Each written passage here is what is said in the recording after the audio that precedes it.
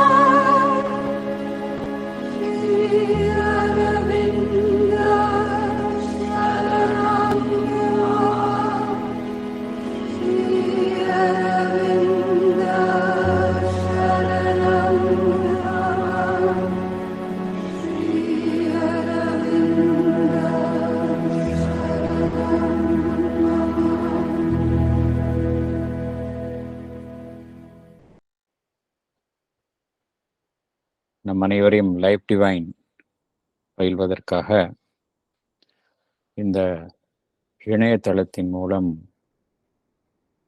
ஒருங்கிணைத்து இந்த நல்ல வாய்ப்பினை நமக்கு அருளியுள்ள பகவானுக்கும் ஸ்ரீ அன்னைக்கும் நமது நன்றியையும் வணக்கத்தையும் அவர்களது பொற்பாதங்களில் சமர்ப்பிப்போம்.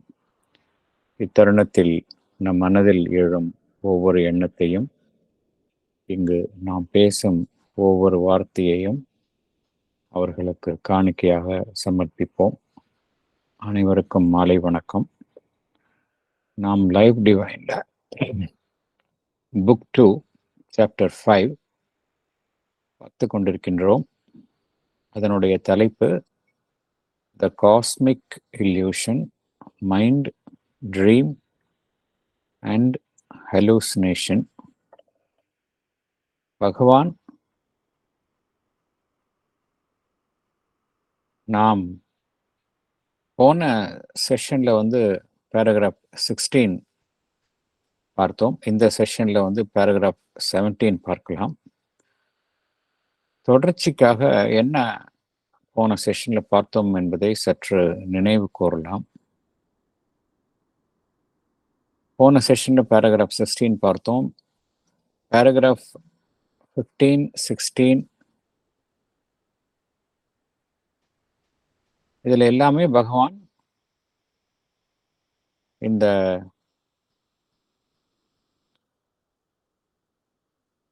உள் ஜீவன், சப்ளிமினல் செல்ஃப், அது குறித்து தான் மிகவும் தெளிவாக விளக்குகின்றார்.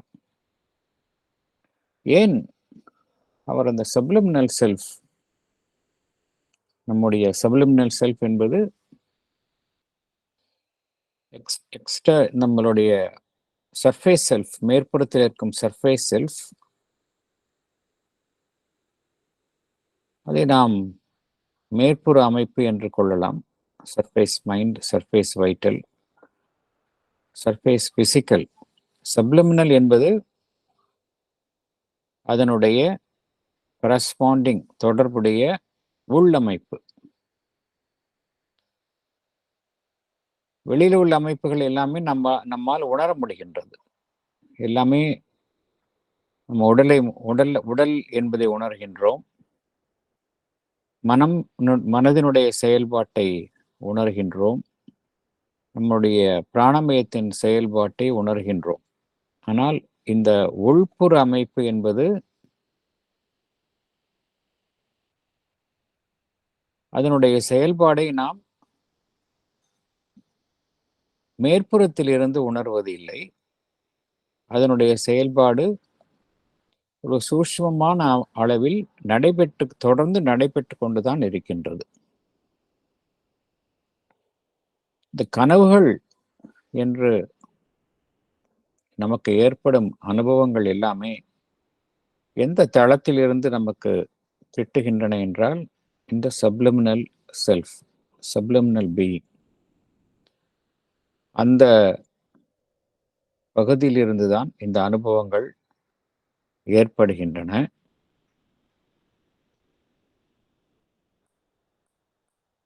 ஏன் பகவான் இந்த சப்லிமினல் செல்ஃப் குறித்து மிகவும் விரிவாக கூறுகின்றார் என்றால், கனவுகள் அந்த தளத்தில் இருந்துதான் தோன்றுகின்றன.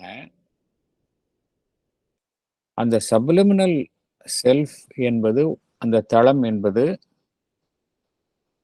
சர்ஃபேஸ் செல்ஃப், மேற்புற அமைப்பு, அதை விட பன்மடங்கு அளவிலும் தரத்திலும் பெரியது.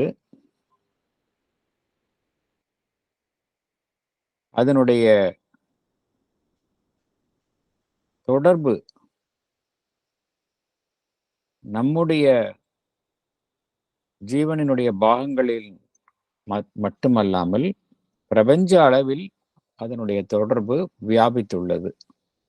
ஆகையால் தான் இந்த சப்லிமினல் செல்ஃப் என்பது நம்முடைய மேற்புற அமைப்பை விட அதிக முக்கியத்துவம் வாய்ந்தது. அதனுடைய வீச்சு, ரேஞ்ச் அதிகம். கனவுகள், பகவான் ஏன் இந்த கனவுகளை பற்றி கூறுகின்றார் என்றால், இந்த கனவுகள் இரண்டு விதமாக ஏற்படுகின்றன. ஒன்று நம்முடைய அடி உணர்வு தளம், சப்கான்ஷியஸ் செல்ஃப், அதில் ஏற்பட்ட பதிவுகள் அதிலிருந்து தோன்றுகின்றன. சப்கான்ஷியஸ் செல்ஃப்ல இந்த பதிவுகள் எல்லாமே நம்மளுடைய விழித்திருக்கும் நிலையில் ஏற்பட்ட பதிவுகள், நம்முடைய வாழ்வினுடைய முந்தைய பாகங்களில் ஏற்பட்டுள்ள பதிவுகள், எல்லாமே சப்கான்ஷியஸ்ல இருக்கு. அதிலிருந்து கனவுகள் தோன்றுகின்றன. ஆனால் இந்த கனவுகளின் தோற்றம் சப்கான்ஷியஸ் என்று வைத்துக்கொண்டால், இந்த சப்கான்ஷியஸ் அதனுடைய பங்கு மிகவும் சிறிதளவே என்று பகவான் குறிப்பிடுகின்றார். பெரும்பான்மையான பங்கு, இந்த கனவு என்கின்ற அனுபவத்தில் பெரும்பான்மையான பங்கை எது வகிக்கின்றது என்றால், நம்முடைய அந்த சப்லிமினல் செல்ஃப். அதிலிருந்துதான் கனவுகள் வருகின்றன. ஆனால் நாம் அது குறித்த அந்த அவேர்னஸ் நமக்கு இல்லை.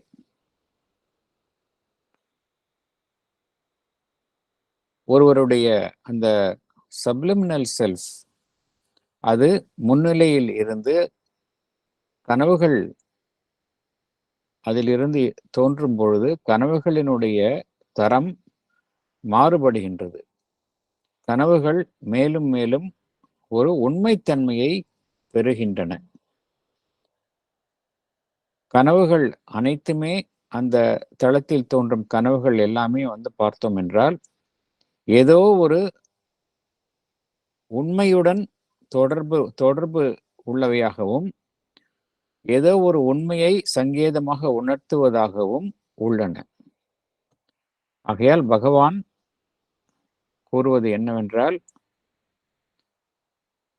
அந்த கனவு காணும் அனுபவத்தில் ஒருவருடைய உள்ஜீவனுடைய பங்கு, அதாவது சப்லிமினல் பீயிங், அதனுடைய பங்கு மேலோங்கி இருக்கும் பொழுது கனவுகள் மேலும் மேலும் உண்மைத்தன்மையை பெறுகின்றன என்று கூறுகின்றார். ஸோ கனவுகள் என்ன அறிகின்றோம் என்றால், கனவுகள் எல்லாம்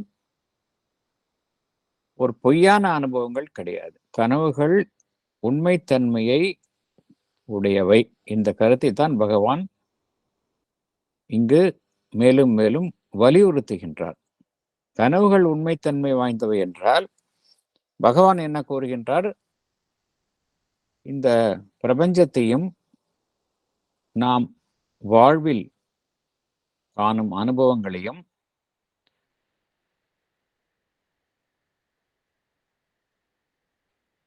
அனுபவங்களை ஒரு பொய்யான அனுபவங்கள் என்று கனவுகளோடு ஒப்பிட்டு பேசுவது எவ்வாறு சரியாகும்?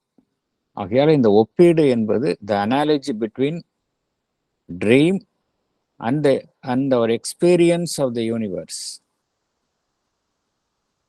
மாயாவாதிகளினுடைய கருத்து என்னவென்றால், இந்த பிரபஞ்சம் குறித்த நமது அனுபவம் எல்லாமே ஒரு பொய்யான கனவு போன்ற அனுபவங்கள் என்று அவர்கள் ஒப்பிடுகின்றார்கள். பகவான் என்ன கூறுகின்றார்? கனவு என்கின்ற அனுபவமே ஒரு பொய்யான அனுபவமே கிடையாது, அதுவே உண்மைத்தன்மை வாய்ந்தது. பின்பு எவ்வாறு நீங்கள் ஒப்பிட முடியும் கனவையும் இந்த பிரபஞ்சத்தில் நாம் அடையும் அனுபவத்தையும் எவ்வாறு ஒப்பிட முடியும் என்று பகவான், ஆகையால் கனவு என்பது என்ன, அது எந்த தளத்தில் தோன்றுகின்றது என்பது குறித்து மிகவும் தெளிவாக விளக்குகின்றார்.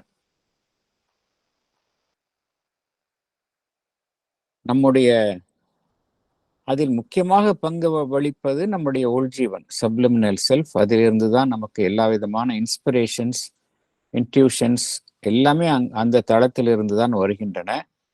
ஆனால் நம்முடைய அந்த மேற்புற அமைப்பு இத்தகைய தகவல்களை, இத்தகைய இன்ட்யூஷன்ஸ், இன்ஸ்பிரேஷன் இவை போன்ற ஒரு தகவல்களை நம்மளுடைய உள்ஜீவனில் இருந்து தொடர்ந்து பெற்றுக்கொண்டிருந்தாலும்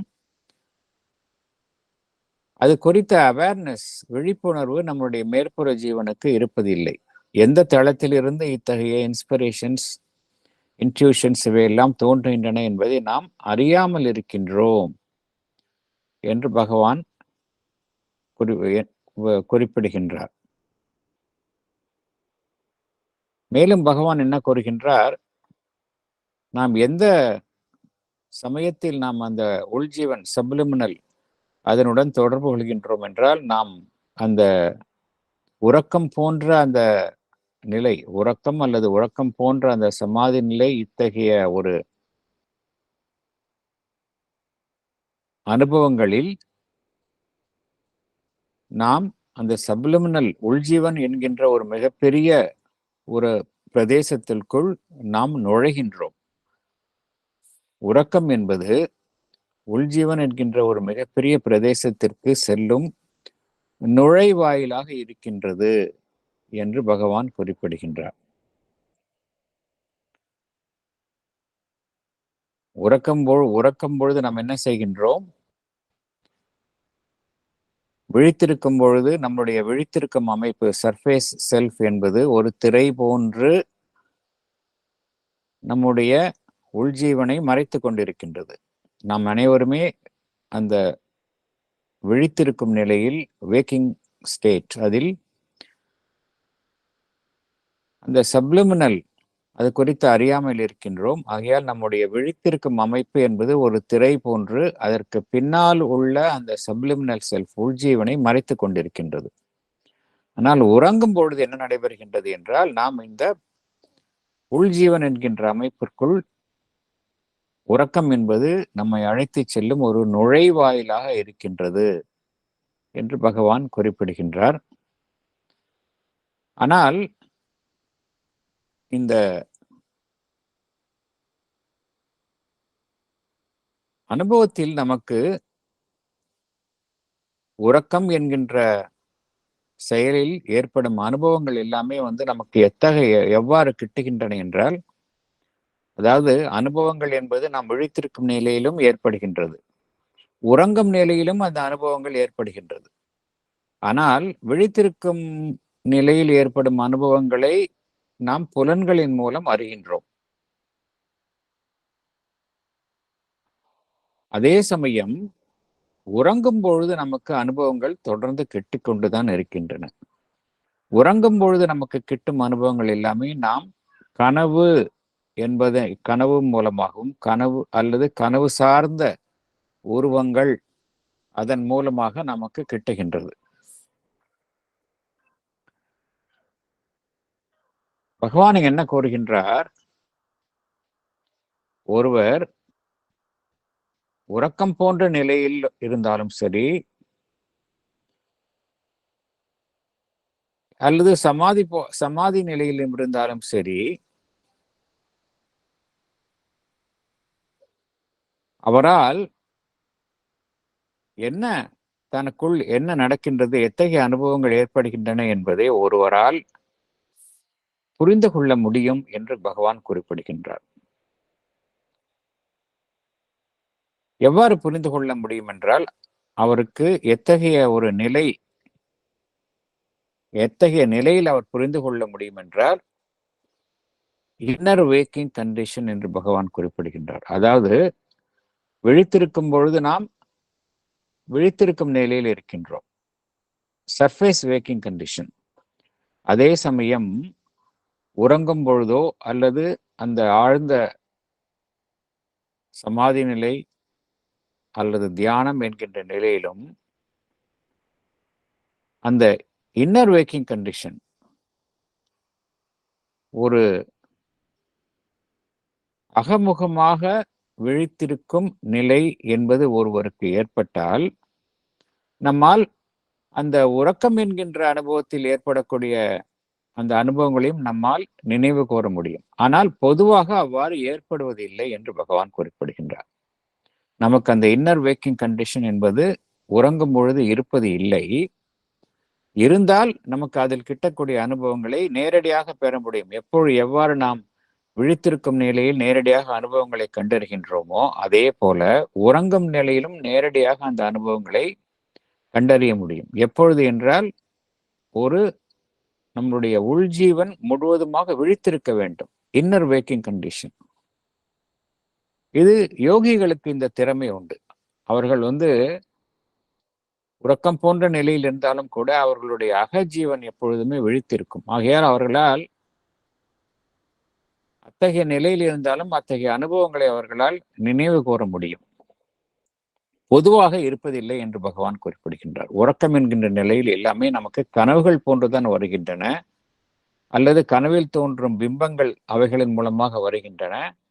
ஆகையால் தான் நமக்கு அதுல ஒரு தொடர்பு இல்லை, ஒரு தொடர்ச்சி இல்லை. நம்மால் அதிலிருந்து என்ன விஷயம் என்பதை புரிந்து கொள்ள முடிவது இல்லை என்று பகவான் குறிப்பிடுகின்றார். ஆனால் சில சமயம் என்ன நடைபெறும் என்றால், நம்முடைய அந்த உள்ஜீவன், இன்னர் சப்லிமினல் பீயிங், அது நம்முடைய புறஜீவனுடன் ஒரு நெருங்கிய தொடர்பில் இருக்கும் பொழுது நம்மால் அத்தகைய நிலையில் ஏற்படும் அனுபவங்களை நன்றாக நினைவு கூற முடியும். சாதாரண மனிதர்களுக்கு இருக்காது. பொதுவாக யோகிகளுக்கெல்லாம் பார்த்தோம் அப்படின்னா, அவர்களுடைய புறஜீவனும் உள்ஜீவனும் நெருங்கிய தொடர்பில் இருக்கும். அந்த தகவல் பரிமாற்றம் தொடர்ந்து நடைபெற்று கொண்டே இருக்கும். அவர்களுக்கு பார்த்தோம் அப்படின்னா என்ன நடைபெறுகின்றது அவர்களுடைய உள்ஜீவனில் என்பதை தெளிவாக அவர்களால் கூற முடியும். சாதாரண மனிதர்களுக்கு அந்த தொடர்பு இருக்காது. நம்மளுடைய மேற்புற ஜீவன் ஒரு திரை போன்று உள்ஜீவனை மறைத்து கொண்டிருக்கின்றது. ஆகையால் தான் நமக்கு அந்த தளத்தில் ஏற்படும் அனுபவங்களை நம்மால் நினைவு கூற முடிவதில்லை என்று பகவான் குறிப்பிடுகின்றார். உறக்கம் போன்ற நிலையில் இருந்தாலும் சரி, அதில் அனுபவங்கள் ஏற்படுகின்றன. நம்மால் அவைகளை நினைவு கூற முடிவது இல்லை என்று பகவான் குறிப்பிடுகின்றார். மேலும் இந்த உள்ஜீவன் சப்ளிமினல் செல்ஃப் என்பது எல்லா விதமான ஒரு அந்த சடவுலகுக்கு அப்பாற்பட்ட அனுபவங்களையும் அதுதான் எதிர்கொள்கின்றது. சூப்ராபிசிக்கல் எக்ஸ்பீரியன்சஸ் இவை அனைத்துமே எந்த தளத்தில் ஏற்படுகின்றது என்றால் நம்முடைய அந்த உள்ஜீவன் சப்ளிமினல் செல்ஃப் அதில் தான் ஏற்படுகின்றன. அதில் ஏற்படும் அனுபவங்கள் எல்லாம் நம்முடைய மேற்புற அமைப்பு சர்ஃபேஸ் கான்சியஸ்னஸ் அந்த அமைப்பினால் வெளிப்படுத்தப்படுகின்றனவை ஒழிய அந்த அனுபவங்கள் எல்லாம் எங்கு ஏற்படுகின்றன என்றால் நம்முடைய உள்ஜீவனில் எல்லா விதமான சூப்ராபிசிக்கல் எக்ஸ்பீரியன்ஸ், அதாவது இந்த புவிக்கு அப்பாற்பட்ட விஷயங்கள், இந்த சட உலகிற்கு அப்பாற்பட்ட அனுபவங்கள் எல்லாமே அந்த தளத்தில் தான் ஏற்படுகின்றன. ஆகையால் தான் இந்த சப்ளிமினல் செல்ஃப் அதை உபனிஷத்துல சொப்னா ட்ரீம் செல்ஃப் என்று குறிப்பிடுகின்றார்கள். அதே போல இந்த எவ்வாறு அந்த சப்ளிமினல் பீயிங் அதை கனவு ட்ரீம் செல்ஃப் அல்லது சொப்னா என்று குறிப்பிடுகின்றார்களோ அதே போல நம்மளுடைய அந்த சூப்பர் கான்ஷியஸ் ஸ்டேட் அதை எவ்வாறு உபனிஷத்தில் குறிப்பிடுகின்றார்கள் என்றால் ஸ்லீப் செல்ஃப் என்று குறிப்பிடுகின்றார்கள். நம்முடைய அந்த ட்ரீம் செல்ஃப் கனவு காணும் அமைப்பை சப்ளிமினல் பீயிங் என்று சப்ளிமினல் செல்ஃப் என்று உபனிஷத்தில் குறிப்பிடுகின்றார்கள்.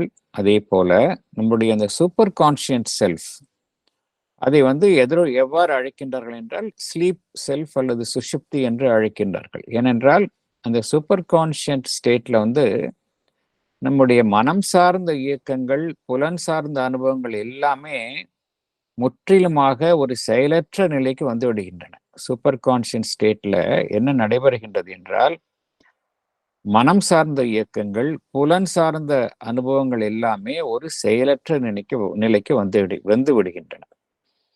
ஆகையால் இந்த 3 விதமான நிலைகளை இங்கு பகவான் விளக்குகின்றார். ஒன்று விழித்திருக்கும் நிலை, அடுத்தது பார்த்தோம் அப்படின்னா ட்ரீம் செல்ஃப்,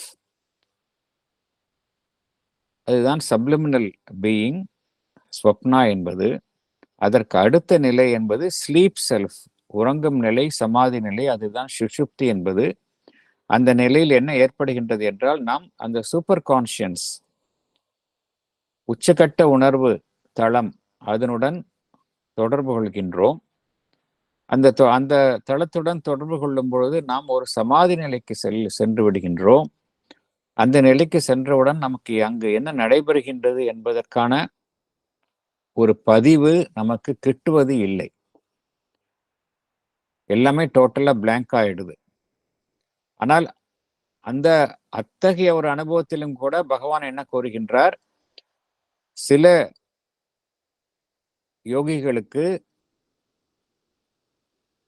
ஒரு வழக்கத்திற்கு மாறாக அவர்களுக்கு ஒரு அந்த ஆன்மீக அனுபவத்தில் என்ன கிட்டும் என்றால் அவர்களுக்கு அந்த சமாதி நிலை சூப்பர் கான்ஷியஸ் ஸ்டேட் அதில் நடைபெறும் அனுபவங்களையும் கூட அவர்களால் நினைவு கூற முடியும் அப்படிங்கிறார் பகவான். சூப்பர் கான்ஷியஸ் ஸ்டேட்ல என்ன நடைபெறுகின்றது என்பதை அவர்களால் அந்த புறஜீவனின் மூலமாக அறிந்து கொள்ள முடியும். எப்பொழுது என்றால் இது வழக்கத்திற்கு மாறான ஒரு வளர்ச்சியாக காணப்படும் அப்படிங்கிறார். an unusual development. அதே போல இன்னும் சூப்பர் நார்மல் கண்டிஷன் அப்படிங்கிறார். Or through a break in our confined normality, வழக்கத்துல இருக்காது, ஆனா வழக்கத்திற்கு மாறாக ஒரு அதிவிசேஷமான நிலையில, ஈவன் அந்த சமாதி நிலையில என்ன அனுபவங்கள் ஏற்படுகின்றன என்பதையும் கூட நம்மால புறஜீவனின் மூலமாக அறிய முடியும், புறஜீவனினுடைய அந்த விழிப்புணர்வுக்கு கொண்டு வர முடியும் அப்படிங்கிறார். இந்த அனுபவங்கள் எல்லாமே பகவான் ஸ்ரீ அரவிந்தருக்கு ஏற்பட்டது. அவர் எந்த நிலையிலுமே இந்த விழித்திருக்கும் நிலை, இந்த புற உலகு அதனுடனான தொடர்பை அவர் எந்த நிலையிலுமே அவர் துண்டித்து கொண்டது கிடையாது. அவர் உன்னதமான நிலைக்கு சென்றாலும் கூட அவரால் திரும்பி இறங்க முடியும். அதைத்தான் இங்க பகவான் குறிப்பிடுகின்றார். மேலும் பகவான் என்ன கூறுகின்றார்? நாம் இவ்வாறெல்லாம் அழைக்கின்றோம். கனவு நிலை, ட்ரீம் ஸ்டேட், ஸ்லீப் ஸ்டேட், உறங்கும் நிலை, இதெல்லாம் வார்த்தைகளின் மூலம் அழைக்கின்றோம். இவை எல்லாம் எதை குறிப்பிடுகின்றன என்றால், உணர்வு நிலையின் பல்வேறு நிலைகளை குறிக்கின்றன. ஆனால் இவை எல்லாமே என்ன, இவை அனைத்திற்கும் பின்னால எது இருக்கின்றது என்றால், ஒரு உண்மைத்தன்மை இருக்கின்றது. எந்த களத்தில் இத்தகைய அனுபவங்கள் ஏற்படுகின்றன என்றால், ஒரு உண்மையை சார்ந்த களத்தில்தான் இத்தகைய அனுபவங்கள், ஒருவருடைய கனவு காணும் நிலையாகட்டும், ட்ரீம் ஸ்டேட் அதுவாகட்டும், அல்லது இந்த ஸ்லீப் ஸ்டேட், எல்லாமே இவை எல்லாமே ஒரு உண்மையை சார்ந்திருக்கும் களத்தில் தான் நடைபெறுகின்றனவே ஒழிய ஒரு பொய்யான களத்தில் ஏற்படுவது இல்லை. எப்படி விழித்திருக்கும் நிலை என்பது மிகவும் தத்ரூபமாக நாம் உணர்கின்றோமோ, அதே போலத்தான் ஒருவருடைய கனவு காணும் நிலை, ட்ரீம் ஸ்டேட், சொப்னா என்பது அல்லது இந்த சுஷுப்தி என்று கூறக்கூடிய அந்த ஸ்லீப் ஸ்டேட் என்பது, இவை எல்லாமே பார்த்தோம் அப்படின்னா, எப்படி விழித்திருக்கும் நிலை என்பது ஒரு தத்ரூபமான உண்மையான நிலையோ, அதே போலத்தான் இவை இரண்டு நிலைகளும் என்று பகவான் குறிப்பிடுகின்றார். ஆகையால் பகவான் என்ன கூறுகின்றார்? நம்ம விழித்திருக்கும் நிலையில் என்ன நடைபெறுகின்றது என்றால், நாம் பார்க்கும் விஷயங்களை சட உலகில் பார்க்கக்கூடிய விஷயங்களை பதிவு செய்கின்றோம், அதை நாம் உணர்கின்றோம். அதே போலதான் இந்த நிலையிலும் உணர்கின்றோம் அப்படிங்கிறார். இந்த கனவு காணும் நிலையிலும் சரி, இந்த உறக்கம் என்ற அந்த சுஷுப்தி என்கின்ற நிலையிலும் அதே அனுபவம் தான் ஒருவருக்கு ஏற்படுகின்றது. களம் என்பது உண்மையான களம்தான், பொய்யான களம் கிடையாது அப்படிங்கிறார். ஆனால் இந்த மூன்று உணர்வு நிலைகள், இந்த உணர்வு நிலையின் அந்த மூன்று நிலைகள் என்னவென்றால், இந்த விழித்திருக்கும் நிலை, கனவு காணும் நிலை, அந்த சுஷுப்தி என்பதெல்லாம் அந்த மாயாவாதிகள் என்ன கூறுகின்றார்கள் என்றால், இதெல்லாமே ஒரு இத்தகைய ஒரு உணர்வு நிலைகளில் ஒரு உண்மைத்தன்மை கிடையாது. எல்லாமே ஒரு பொய்யான உணர்வு நிலையின் உருவாக்கங்கள், கன்ஸ்ட்ரக்ஷன்ஸ் ஆஃப் அன் இல்லூஷரி கான்சியஸ்னஸ். ஒருவர் விழித்திருக்கும் நிலையாகட்டும், கனவு காணும் நிலையாகட்டும், உறக்கம் நிலையாகட்டும், இது எல்லாமே ரியாலிட்டி கிடையாது. எல்லாமே இல்யூஷன்ஸ் தான். எது உண்மையான ஒரு நிலை என்றால், இவை இந்த மூன்றையும் கடந்திருக்கும் நிலையான அந்த துரியா என்று கூறப்படக்கூடிய the transcendent self, transcendent state, அது ஒன்றுதான் உண்மையான நிலை. இவை மூன்றும் பொய் என்று அந்த மாயாவாத கருத்துக்கள் கூறுகின்றன. ஆனால் பகவான் இங்க என்ன கூறுகின்றார் என்றால், அவ்வாறு கூறுவது தவறு. இந்த மூன்று நிலைகளும், ஒருவர் விழித்திருக்கும் நிலை, கனவு காணும் நிலை, உறங்கும் நிலை, அதாவது கனவு காணும் நிலை என்பது உறக்கத்திலேயே ஒரு நிலை, இந்த உறங்கும் நிலை என்பது இந்த சமாதி நிலைக்கு ஒத்த நிலை. இந்த மூன்று நிலைகளுமே எதை குறிப்பிடுகின்றன என்றால், இந்த மூன்று நிலைகளின் மூலமாக நாம் எதனுடன் தொடர்பு கொள்கின்றோம் என்றால், மூன்று விதமான ஒரு படிநிலைகள். எதை சார்ந்துள்ள படிநிலைகள் என்றால், நம்முடைய அனுபவம், உலக அனுபவம், இவைகளை சார்ந்துள்ள படிநிலைகளுடன் நாம் தொடர்பு கொள்கின்றோமே ஒழிய, இந்த மூன்று நிலைகளும் பொய்யான நிலைகள் கிடையாது. எவ்வாறு அந்த எல்லாம் கடந்த நிலை, துரியா என்று கூறக்கூடிய அந்த டிரான்சென்டென்ட் அந்த நிலை உண்மையோ, அதே போலத்தான் ஒருவருக்கு ஸ்லீப் ஸ்டேட் என்பதும், அதுக்கு அடுத்த நிலையில் இருக்கக்கூடிய அந்த ட்ரீம் ஸ்டேட் என்பதும், அல்லது விழித்திருக்கும் நிலையும், இந்த நான்காவது நிலை எவ்வாறு உண்மைத்தன்மை வாய்ந்ததோ அதே போலத்தான் மற்ற மூன்று நிலைகளும் என்று பகவான் குறிப்பிடுகின்றார். ஆகையால் இது எல்லாமே எல்லா நிலைகளும் உண்மைதான். விழித்திருக்கும் நிலையும் உண்மைதான், கனவு காணும் நிலையும் உண்மைதான், கனவுகளே இல்லாத அந்த சுஷுப்தி என்று கூறக்கூடிய அந்த ஸ்லீப் ஸ்டேட் அதுவும் உண்மைதான். இவை எல்லாமே அந்த மூன்றாவது இவை அனைத்தும் கடந்திருக்கக்கூடிய அந்த டிரான்சென்டன்ட் ஸ்டேட் அதனுடைய வெளிப்பாடுகள் தானே ஒழிய எல்லா நிலையிலுமே அந்த செல்ஃப் என்பது இருக்கின்றதை ஒழிய இவை மூன்றும் ஒரு பொய்யான அனுபவங்கள் கிடையாது என்று பகவான் குறிப்பிடுகின்றார். இதுதான் நம்ம பேராகிராஃப் 16ல பார்த்தோம். பேராகிராஃப் 17க்கு உள்ள போகலாம் நம்ம. Chapter 5, The Cosmic Illusion, Mind, Dream and Hallucination. Paragraph 17. If this is a true account of dream experience, dreams can no longer be classed as a mere unreal figure of unreal things, temporarily imposed upon our half unconsciousness as a reality.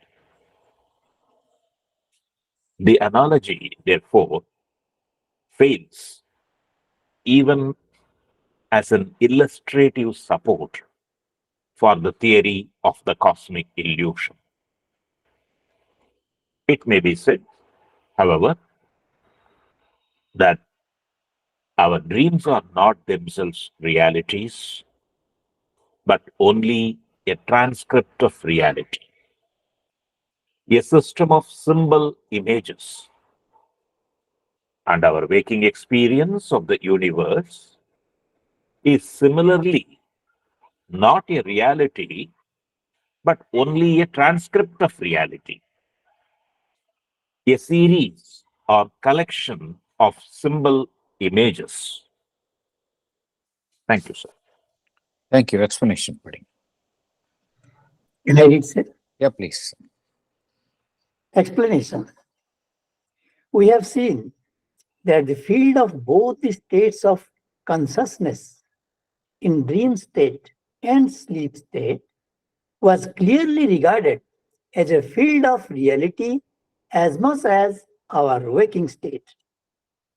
Dream state and waking state are as real as our waking state. Then, One minute. dreams can no longer. One small mistake. Dream state and sleep state. Dream state and sleep state are as real as our waking state. One small mistake has come. Dream state and sleep state. Dream state and sleep state are as real as our waking state. Then, dreams can no longer be considered as mere unreal figure of unreal things temporarily imposed upon our half consciousness as reality. Therefore, the analogy of dream as an illustrative support for the theory of cosmic illusion fails. We cannot say that the cosmos is like a dream imposed on our mind having no reality. It can be argued that our dreams themselves are not realities, but only a transcript, that is, a recording of reality. It is a system of symbol images. Similarly, it can be argued that our waking experience of the universe also is not a reality, but only a transcript of reality. They are a series or collection of symbol images. Thank you, sir. Thank you, Surjayaji. Thank you.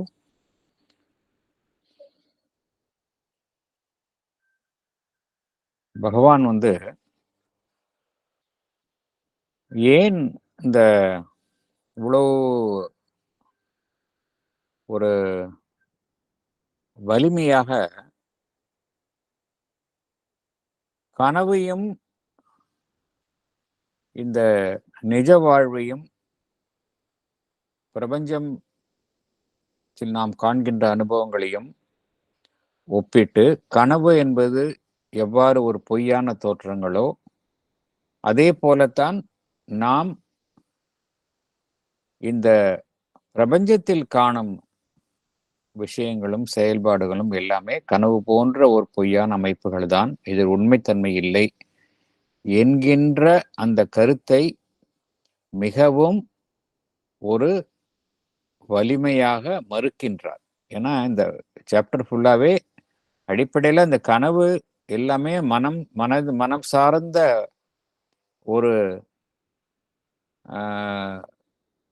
தோற்றம், அதில் ஏற்படக்கூடிய பிழை, அதன் காரணமாகத்தான் நாம் இந்த பிரபஞ்சத்தின் தோற்றம் நமக்கு ஏற்படுகின்றது. அதுதான் மைய கருத்தாக இருக்கின்றது. அது இல்லை என்பதைத்தான் பகவான் குறிப்பிடுகின்றார். ஏன் இவ்வளவு வன்மையாக இவ்வளவு வலிமையாக குறிப்பிடுகின்றார் என்றால், இந்த மிகவும் பிரசித்தமான ஒரு அந்த ஒப்பீடு என்னவென்றால், இந்த பிரபஞ்சத்தையும் இந்த கனவையும் ஒப்பீடு செய்வது.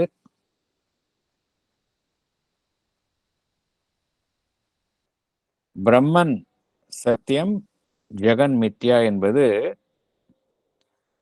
ஒரு ஃபேமஸ் ஒரு வாக்கியம். அதனால்தான் பகவான் ஒரு மனித மனங்களில்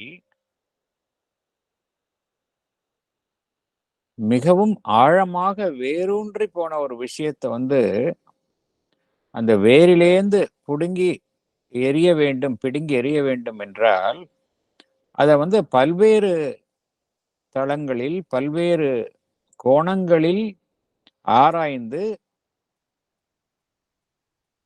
அது எவ்வகையில் ஒரு உண்மைத்தன்மை அற்றது என்பதை விளக்க வேண்டும். அதற்காகத்தான் பகவான் இவ்வளவு சிரத்தையுடன் எப்படி அந்த கனவு என்பதுடன் இந்த பிரபஞ்சத்தில் நாம் காணும் காட்சியை ஒப்பிடுவது தவறு. கனவு என்பதை எடுத்துக்கொண்டாலும் கூட அதில் உண்மைத்தன்மைதான் இருக்கின்றதே ஒழிய பொய்யான தன்மையே கிடையாது. முதல்ல பிரபஞ்சத்தை பொய் என்று கூறுவதே தவறு. இரண்டாவது தவறு என்னவென்றால் அதையும் இந்த நாம் காணும் கனவுடன் ஒப்பிட்டு அந்த உண்மைத்தன்மை இல்லை என்பதை கூறுவது. ஏனென்றால் கனவு என்பதில் உண்மைத்தன்மை இல்லை என்பது கூறுவதே தவறு. கனவு என்பதே உண்மைத்தன்மை. உண்மைத்தன்மையின் அடிப்படையில் ஏற்படும் ஒரு அனுபவங்கள் தான் கனவு என்பது. அதற்காகத்தான் பகவான் மேலும் மேலும் வெவ்வேறு கோணங்களில் விளக்குகின்றார். இந்த கனவு நாம் பார்த்தோம். கனவு என்பது எந்த தளத்திலிருந்து தோன்றுகின்றது என்பதை பார்த்தோம். கனவு என்பது பெரும்பாலான கனவினுடைய பெரும்பகுதிக்கான தோற்றுவாய் எது என்பதை பார்த்தோம். அது நம்முடைய அந்த சப்லிமினல் செல்ஃப், உள்ஜீவன் என்பதை பார்த்தோம். அந்த உள்ஜீவன் என்பது ஒரு அளவிலும் அதனுடைய விஸ்தீரணத்திலும் மிகப்பெரியது என்பதை பார்த்தோம். பிரபஞ்சம் தழுவியது என்பதை பார்த்தோம். அந்த உள்ஜீவன் சப்லிமினல் பீயிங் அது ஒருவருக்கு மிகவும் ஒரு முன்னிலையில் இருந்து செயல்படும் பொழுது அதிலிருந்து தோன்றும் கனவுகள் மேலும் மேலும் ஒரு உண்மைத்தன்மையை வாய்ந்தவைகளாக இருக்கின்றன என்பதையெல்லாம் பார்த்தோம். அப்படி என்றால் கனவு என்பதை நாம் ஒரு பொய்யான அனுபவம், பொய்யான தோற்றம் என்று நாம் ஒதுக்கிவிட முடியாது. ஏன், என்ன காரணத்தினால் கனவு என்பது ஒரு அதற்கான முக்கியத்துவம் தரப்படவில்லை என்றால், கனவு என்பதை ஒரு கனவுகளில் காணும் அந்த தோற்றங்கள் எல்லாமே ஒரு பொய்யான தன்மையை வாய்ந்தவை. அது மாத்திரமல்ல, எவ்வாறு கனவுகளையும் அந்த பிரபஞ்சத்தில் நாம் காணும் அனுபவங்களையும் ஒப்பிட்டார்கள் என்றால், இந்த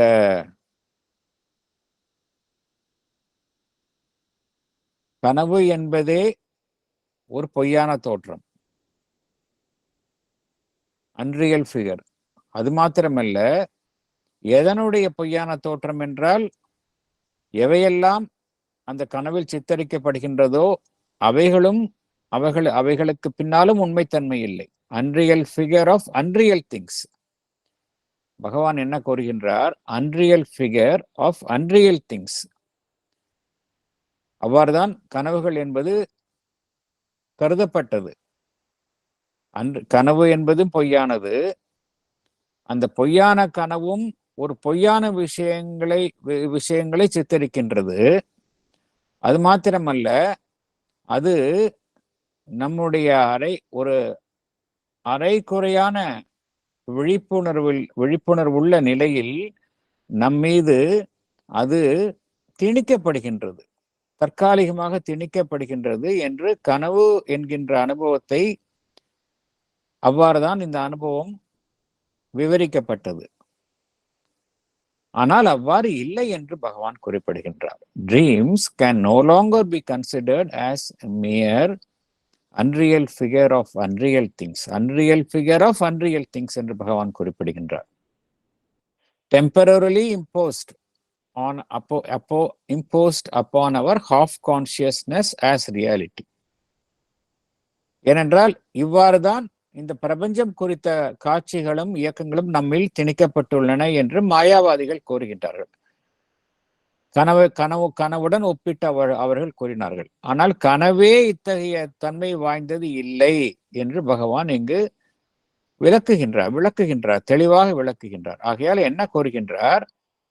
இந்த பிரபஞ்சம் என்பது ஒரு மாயத் தோற்றம் என்பதை கனவுடன் ஒப்பிடுவது என்பது தவறு. அத்தகைய ஒரு ஒப்பீடு ஒரு இட் ஃபெயில்ஸ் அப்படிங்கிறார். அத்தகைய ஒரு ஒப்பீடு நமக்கு அதன் மூலமாக எந்த விதமான ஒரு உண்மையையும் நம்மால் அடைய முடியாது அப்படிங்கிறார். அது மாத்திரமல்ல, இந்த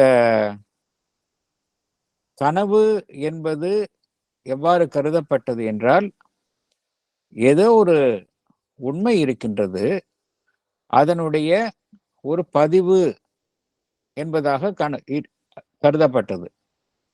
அது மாத்திரமல்ல, ஒரு சங்கேத குறியீடுகளாக கனவு என்பது கருதப்பட்டது. அதே போல வேறொரு வாதமும் கூறப்பட்டது.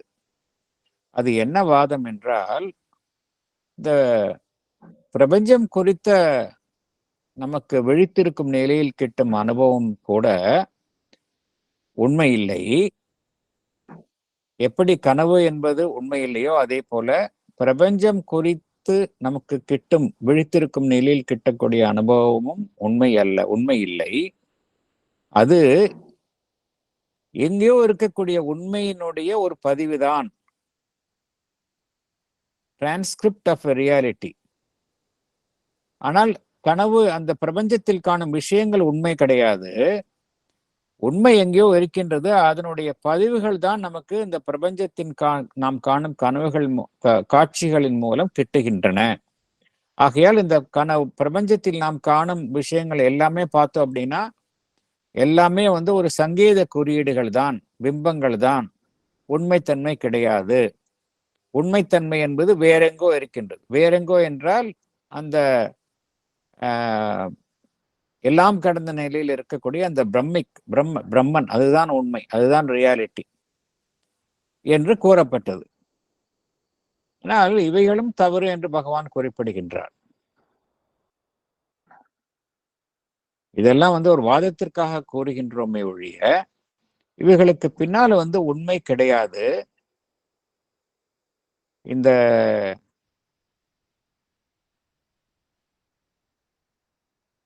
எல்லாமே நம்முடைய வாழ்வில், நம்மளுடைய பிரபஞ்சம் குறித்த நம்ம வாழ்வில், நம்மளுடைய நடைமுறை வாழ்வில் அடையும் அனுபவங்கள் எல்லாமே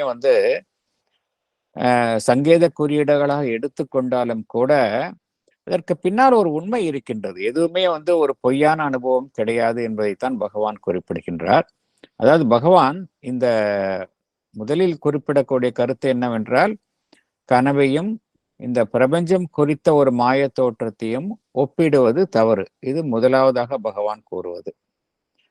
இரண்டாவது பகவான் கூறுவது என்னவென்றால், கனவு என்பது கனவில் தோன்றும் காட்சிகள் எல்லாம் ஒரு சங்கேத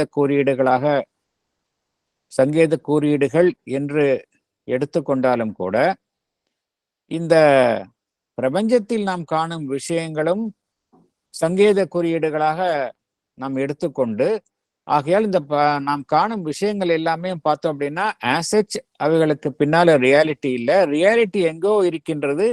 இந்த கனவுகள் எவ்வாறு நமக்கு வெளிப்படுத்துகின்றனவோ, உண்மைகளை ஒரு எங்கோ இருக்கக்கூடிய உண்மைகளின் பிம்பங்களை வெளிப்படுத்துகின்றனவோ, அதே போலத்தான் பிரபஞ்சத்தில் நாம் காணும் காட்சிகள் எல்லாம் எங்கோ இருக்கக்கூடிய உண்மையின் பிம்பங்களைத்தான் வெளிப்படுத்துகின்றனவே ஒழிய அவைகளில் உண்மைத்தன்மை இல்லை என்பது ஒரு வாதத்திற்காகத்தான் பகவானின் குறிப்பிடுகின்றார்.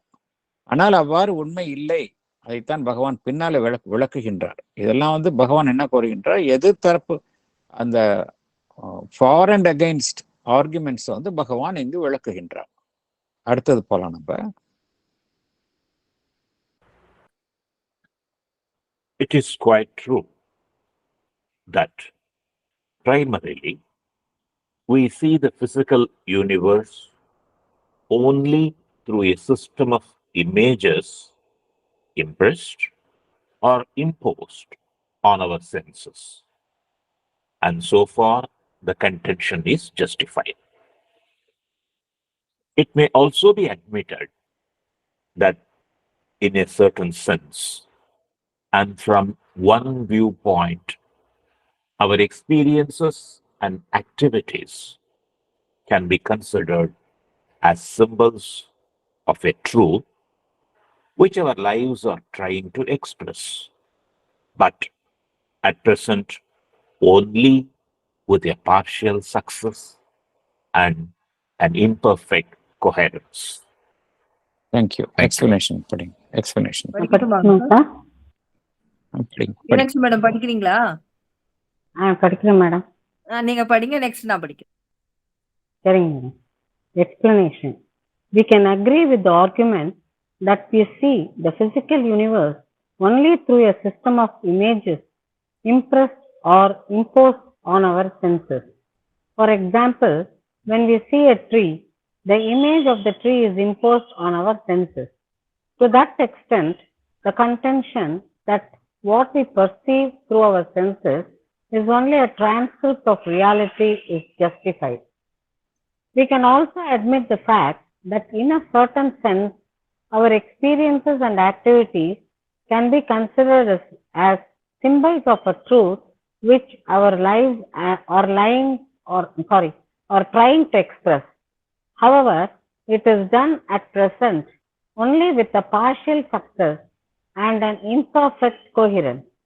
For example, we see events happening in our life which seem to have no logical sequence or coherence, yet they have a significance which we fail to see from our surface consciousness.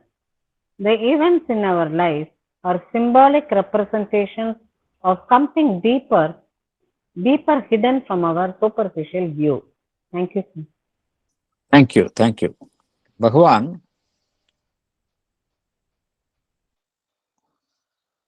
இந்த சாதகமான பாதகமான அந்த arguments, கனவையும் இந்த பிரபஞ்சத்தில் நாம் காணும் நேரடியாக காணும் அனுபவங்களையும் அந்த ஒப்பிட்டு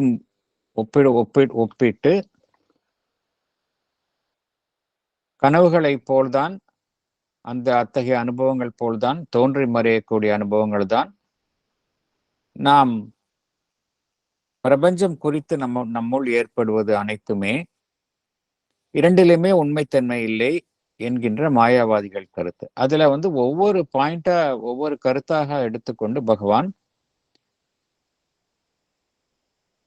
ஒரு வாதத்தை எடுத்துக்கொண்டு அதை சாதகமாகவும் பாதகமாகவும் எதிரெதிராக வைத்து இங்கு விளக்குகின்றார்.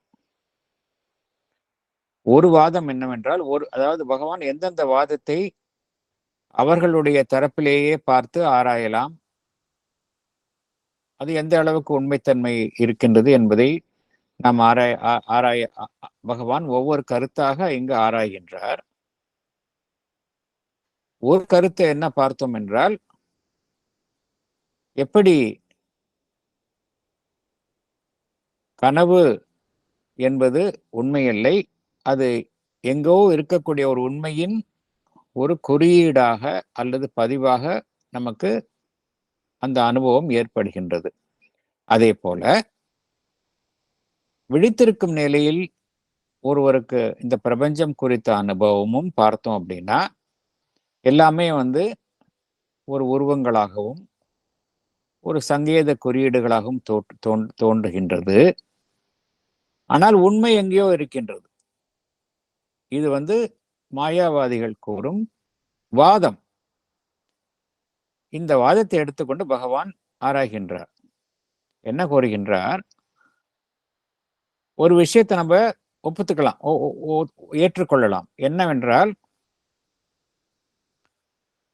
உண்மைதான், இந்த பிசிக்கல் யூனிவர்ஸ், இந்த சட உலகு, இதில் காணும் விஷயங்களை நம்ம எப்படி பார்க்கின்றோம் என்றால், உருவங்களின் மூலமாகத்தான் பார்க்கிறோம். உருவங்கள், தோற்றங்கள், அதன் மூலமாகத்தான் பார்க்கின்றோம். இந்த தோற்றங்கள் எல்லாம் எப்படி நமக்கு கிட்டுகின்றன என்றால், முதலில் நம்முடைய புலன்களின் மீது அவைகளினுடைய ஒரு பதிவு ஏற்படுகின்றது. முதலில் நம்முடைய புலன்களின் மீது இந்த உருவங்கள், தோற்றங்கள், அமைப்புகள், அதனுடைய பதிவு ஏற்படுகின்றது. ஆகையால் நமக்கு கிட்டுவது என்னவென்றால், அந்த நிஜமான உருவங்கள் இல்லை, அதனுடைய பதிவு கிட்டுகின்றது. அது உண்மைதான், அதுல மறுக்க முடியாது. ஒரு மரத்தை பார்க்கின்றோம், அந்த மரம் என்பதை நாம் மரத்தினுடைய ஒரு டிரான்ஸ்கிரிப்ட், ஒரு பதிவு தான் நமக்கு நம்மளுடைய கண் மூலமாக நமக்கு கிட்டுகின்றது. கண் அல்லது நாம் தொட்டு பார்க்கலாம், எல்லாமே அந்த பதிவு தான் நமக்கு கிட்டுகின்றது. இறுதியில என்ன கிட்டுகின்றது என்றால், ஒரு ரியாலிட்டி இருக்கு, அதனுடைய ஒரு பதிவு நமக்கு புலன்களின் மூலமாக நமக்கு உணர்த்தப்படுகின்றது. இது உண்மைதான், இந்த கருத்தை ஏற்றுக்கொள்ளலாம் என்று பகவான் கூறுகின்றார். இன்னொரு கருத்தையும் ஏற்றுக்கொள்ளலாம். என்னவென்றால், நாம் வாழ்வில் ஒன்று நாம் காணும் காட்சிகள், உருவங்கள், தோற்றங்கள். இரண்டாவது, நாம் இந்த வாழ்வில் அடையும் அனுபவங்கள். நாம் வாழ்வில் பார்த்தோம் அப்படின்னா, வாழ்வில் எத்தகையோ அனுபவங்களை நாம் சந்திக்கின்றோம். இந்த அனுபவங்கள் எல்லாமே பார்த்தோம் அப்படின்னா, எதை இந்த அனுபவங்களுக்கு பின்னால என்ன முக்கியத்துவம் இருக்கின்றன என்றால், என்ன சிக்னிபிகன்ஸ் என்றால், இந்த அனுபவங்கள் எல்லாமே ஏதோ ஒரு உண்மையை தாங்கும் குறியீடுகளாகத்தான் தோன்றுகின்றன. அவைகளை நாம் வாழ்வில் சந்திக்கின்றோம், அது உண்மைதான். இருந்தாலும் இந்த அனுபவங்கள் எல்லாம் ஏதோ ஒரு உண்மையை வெளிப்படுத்தும் ஒரு சங்கேத குறியீடுகளாகத்தான் ஒவ்வொருவருக்கும் அவரது வாழ்வில் ஏற்படுகின்றன. ஆகையால ரியாலிட்டி என்பது பின்னால இருக்குது. இந்த இயக்கங்கள் எல்லாமே ஒரு சங்கேத குறியீடுகள், சிம்பல்ஸ் ஆஃப் ட்ரூத். இந்த கருத்தையும் நாம் ஏற்றுக்கொள்ளலாம். பகவான் ஒவ்வொரு கருத்தையா எடுத்துக்கொண்டு எந்த கருத்தை ஏற்றுக்கொள்ளலாம், அதற்கு பின்னால் உண்மையிலேயே என்ன உண்மை இருக்கின்றது என்பதை அழகாக கொண்டு செல்கின்றார். ஆனால் அத்தகைய அனுபவங்களை நாம் தற்பொழுது உள்ள இருக்கின்ற நிலையில பார்த்தோம் அப்படின்னா, முழுவதுமாக உணர்ந்து கொள்ள முடிவதில்லை. வாழ்வில் நடக்கக்கூடிய விஷயங்களை அதற்கு பின்னால் ஏதோ ஒரு உண்மை இருக்கின்றது, ஒரு ஆழமான உண்மை. அந்த உண்மையின் வெளிப்பாடாகத்தான் நம் வாழ்வில் அத்தகைய அனுபவங்கள் ஏற்படுகின்றன, நிகழ்வுகள் ஏற்படுகின்றன. ஆனால் நமக்கு நாம் தற்பொழுது உள்ள நிலையில் அதுக்கு பின்னால் உள்ள அந்த சிக்னிபிகன்ஸ், அந்த உண்மைத்தன்மையை புரிந்து கொள்ள முடிவதில்லை. அந்த தொடர்பு, அந்த தொடர்பை, நெருங்கிய தொடர்பை நம்மால புரிந்து கொள்ள முடிவதில்லை. எல்லாமே தொடர்பில்லாத விஷயங்களாக இருப்பதாகத்தான் நாம் உணர்கின்றோம். நம் வாழ்வில் நிறைய விஷயங்கள் நடக்கின்றன, அதுக்கெல்லாம் லாஜிக்கல் சீக்வன்ஸே இல்லாதது போலதான் நாம் உணர்கின்றோம். ஆனால் லாஜிக்கல் சீக்வன்ஸ் இருக்கு, ஒரு கோஹிரன்ஸ் இருக்கு. அது நம்முடைய உணர்வு நிலைக்கு அப்பாற்பட்ட நிலையில் இருக்கின்றது, நம்மளுடைய மேற்புற உணர்வு நிலைக்கு அப்பாற்பட்ட நிலையில் இருக்கின்றது. ஆகையால இந்த விஷயத்தையும் ஏற்றுக்கொள்ளலாம். 2 விஷயத்தை பகவான் அந்த மாயாவாதிகள் கூறுவது போல் ஏற்றுக்கொள்ளலாம். ஆனா அதற்கு பகவான் வேறொரு விளக்கத்தை தருகின்றார். பகவானுடைய கருத்துக்கள் நாம் பொறுமையாக புரிந்து கொள்ள வேண்டும். ஒன்று, நம் உலகத்தில் காணக்கூடிய விஷயங்கள் எல்லாமே நம்முடைய புலன்களின் மேல் திணிக்கப்பட்ட பதிவுகள், உண்மைதான், இதை ஏற்றுக்கொள்ளலாம். இரண்டாவது, நம் வாழ்வில் நடக்கக்கூடிய விஷயங்கள் எல்லாமே பார்த்தோம் அப்படின்னா ஆசெச் அந்த விஷயங்களுக்கு பின்னால ஏதோ ஒரு உண்மை இருக்கு. அந்த உண்மையை வெளிப்படுத்தும் ஒரு சங்கேத குறியீடுகளாகத்தான் இத்தகைய அனுபவங்கள் ஏற்படுகின்றன. ஆனால் அந்த உண்மையை நாம் தற்பொழுது உள்ள நிலையில் புரிந்து கொள்ள முடிவது இல்லை. இந்த கருத்தையும் ஏற்றுக்கொள்ளலாம். ஸோ பகவான் இது ஏற்றுக்கொள்ளலாம். ஆனா பின்னாடி பகவான் சொல்லக்கூடிய விளக்கம் வேறு விதமாக இருக்கும். அடுத்தது போலாம் நம்ம.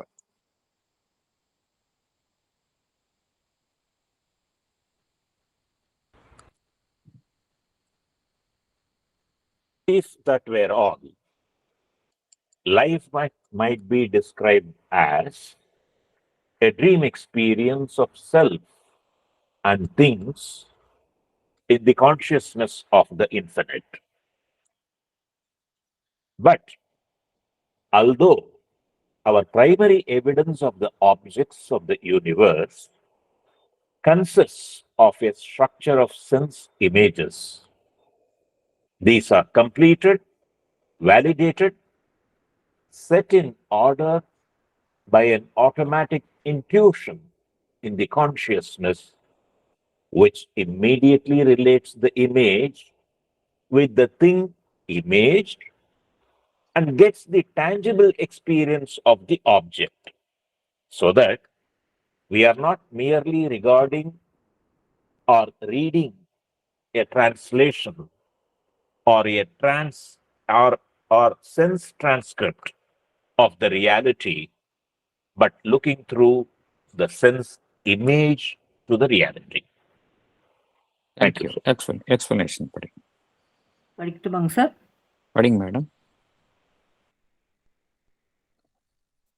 If the above facts only are true, life might be described as a dream experience of self and things in the consciousness of the infinite.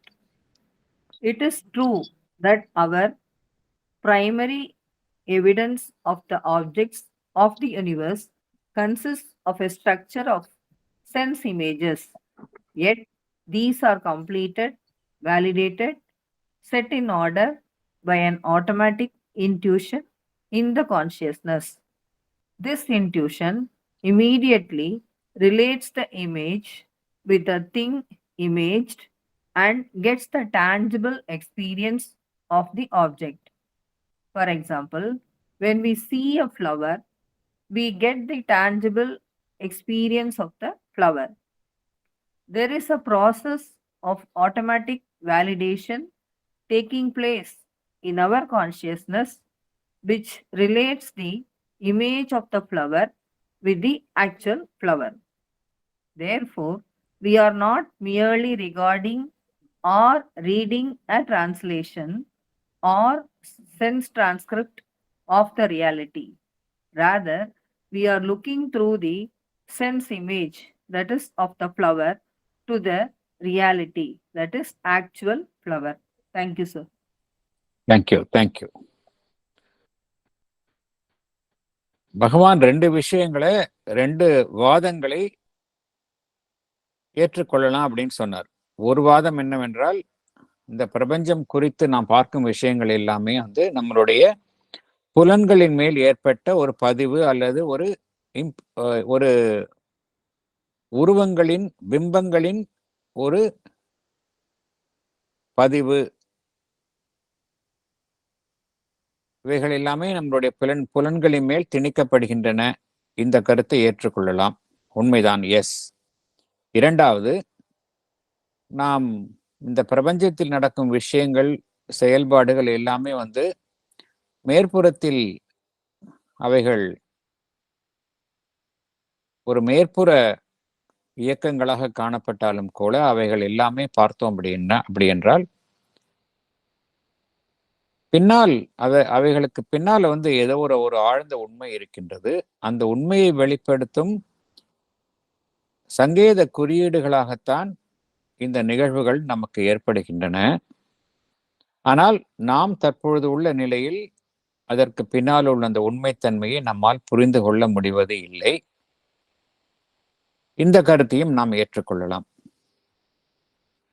அடுத்தது பகவான் இந்த ஏற்றுக்கொள்ளலாம் என்றால் பகவான் என்ன கூறுகின்றார்?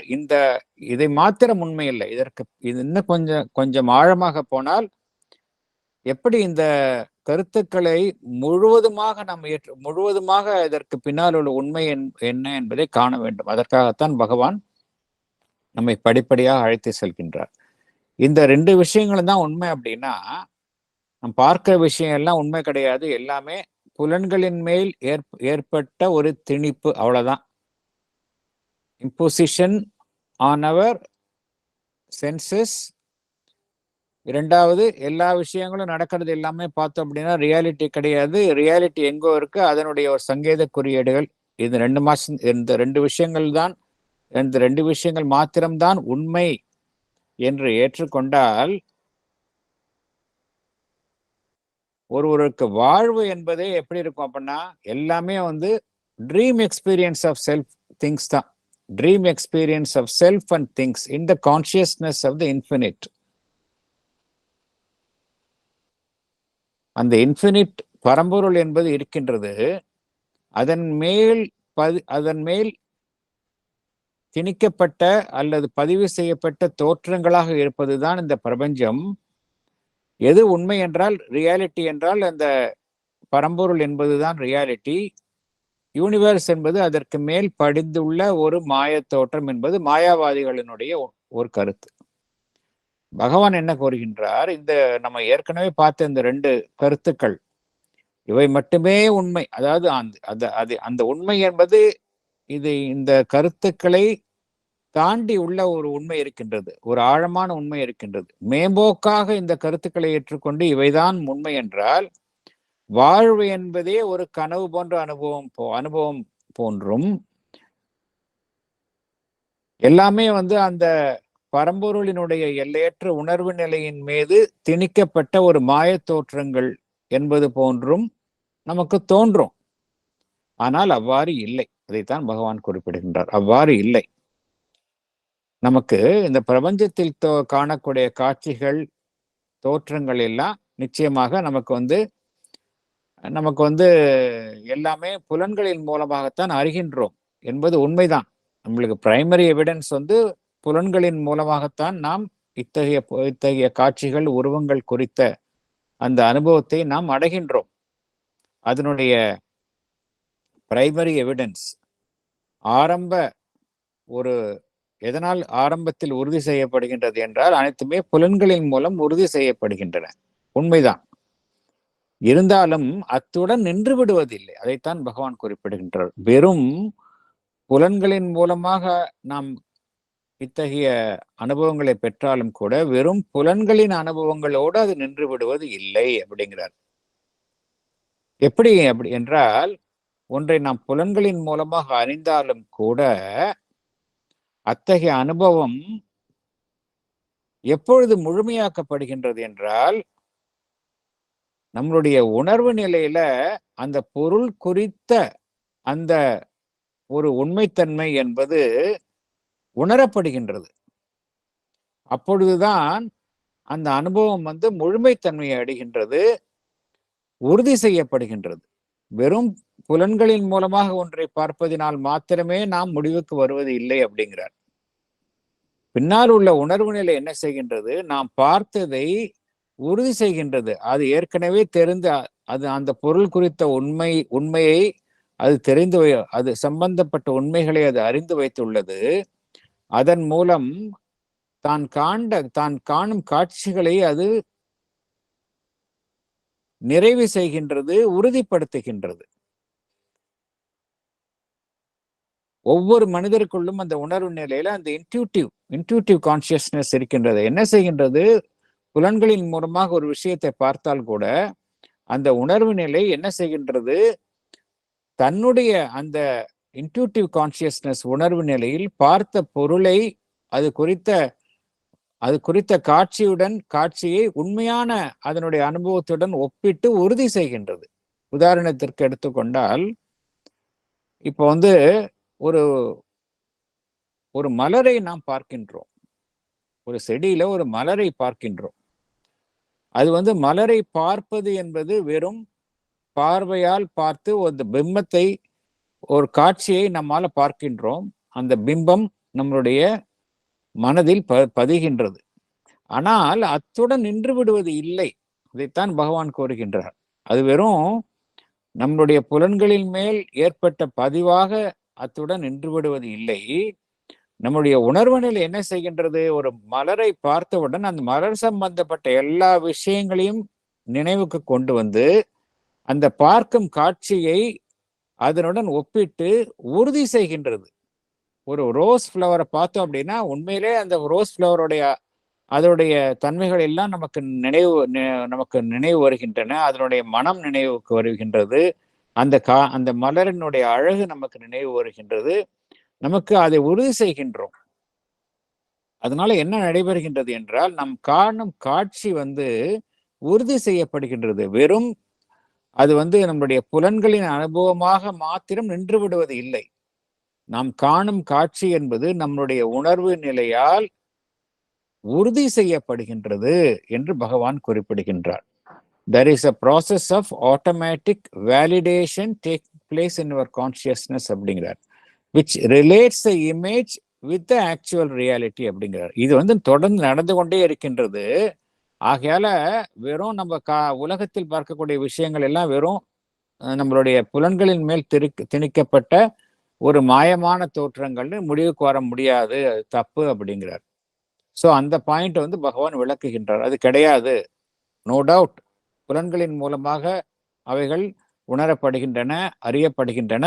ஆனால் அத்துடன் நின்று விடுவதில்லை. நமக்கு உள்ள இருக்கக்கூடிய அந்த கான்சியஸ்னஸ் என்ன செய்கின்றது? நாம் பார்த்த விஷயங்களை உறுதிப்படுத்துகின்றது. அத்துடன் அது வெறும் பார்ப்பதுடன் புலன்களின் மூலமாக அறிவதுடன் நின்று விடுவது இல்லை அப்படிங்கிறார் பகவான். ஆகையால இந்த கருத்தை பகவான் மறுக்கின்றார். இரண்டாவது,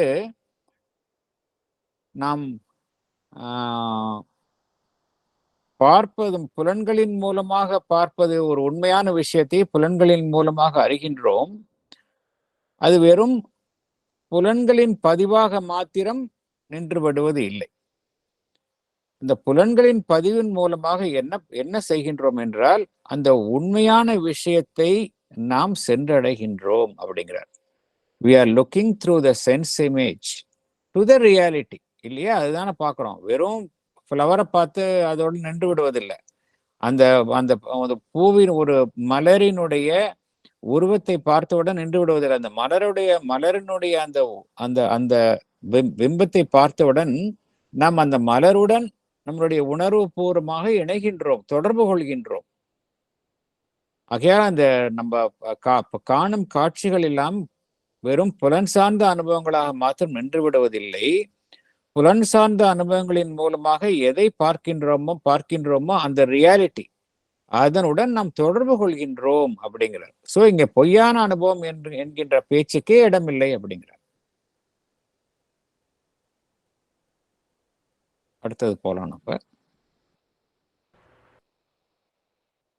This adequacy is amplified too. by the action of a reason which fathoms and understands the law of things sensed and can observe scrupulously the sense transcript and correct its errors. Therefore, we may conclude that we experience a real universe through our imaged sense transcript by the aid of the intuition and the reason. An intuition which gives us the touch of things, and a reason which investigates their truth by its conceptive knowledge. Thank you, sir. Thank you. Explanation படிங்க. Sir பண்ணிட்டுங்களா? படிங்க madam. In addition to the validation of image with the real, there is also the action of our reason. Our reason gauges and understands the law of things sensed. It observes scrupulously the sense transcript and corrects its errors. Whatever is brought by our senses must be approved by our reason. Therefore, we may conclude that what we experience is a real universe. We experience it through our image sense transcript with the help of our intuition and reason. The intuition gives the touch of things. The reason investigates their truth by its conceptive knowledge, that is physical and internal characteristics of an object. Thank you, sir. Thank you madam. Thank you.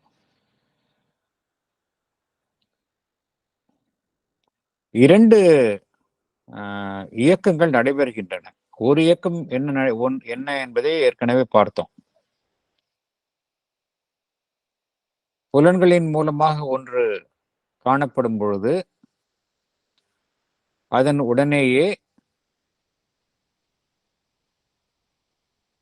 நம்மளுடைய உணர்வு நிலையினுடைய ஒரு intuitive power அது செயல்பட்டு புலன்களினால் எது அறியப்படுகின்றதோ அது உறுதி செய்யப்படுகின்றது. Validation by our intuitive consciousness.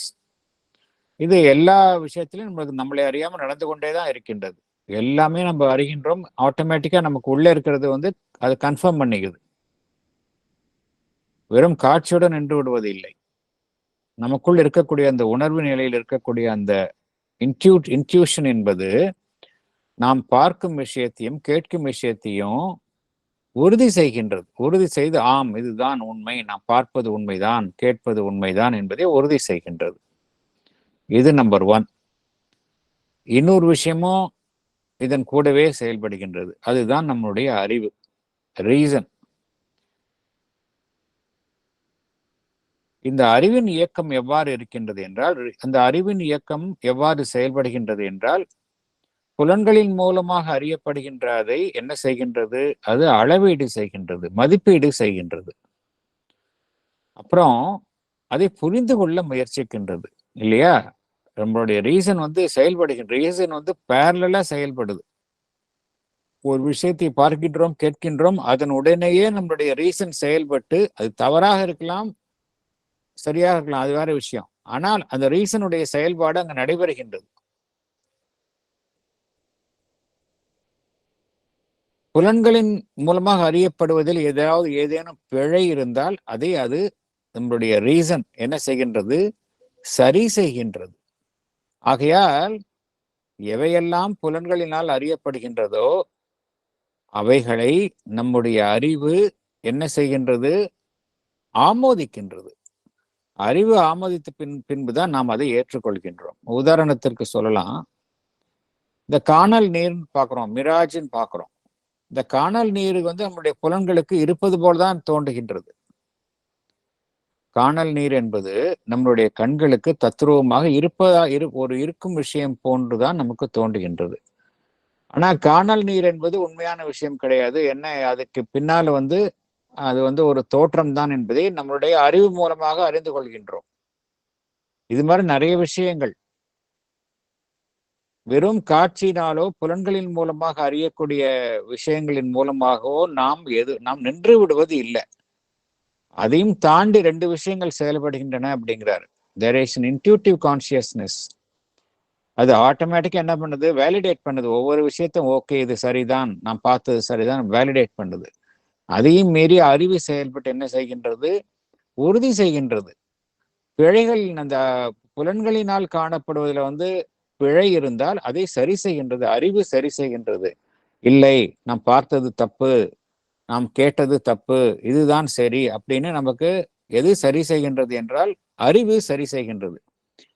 இவ்வாறெல்லாம் இருக்கும் பொழுது எவ்வாறு நாம் காணும் காட்சிகளும் கேட்கும் விஷயங்களும் பொய் என்று சொல்ல முடியும் அப்படிங்கிறார் பகவான். ஆகையால நாம் பிரபஞ்சத்தில் நாம் வாழ்வில் அனுபவிப்பது எல்லாமே ஒரு பிரபஞ்சம் குறித்த அனுபவங்கள் எல்லாமே உண்மையான அனுபவங்கள் தான்.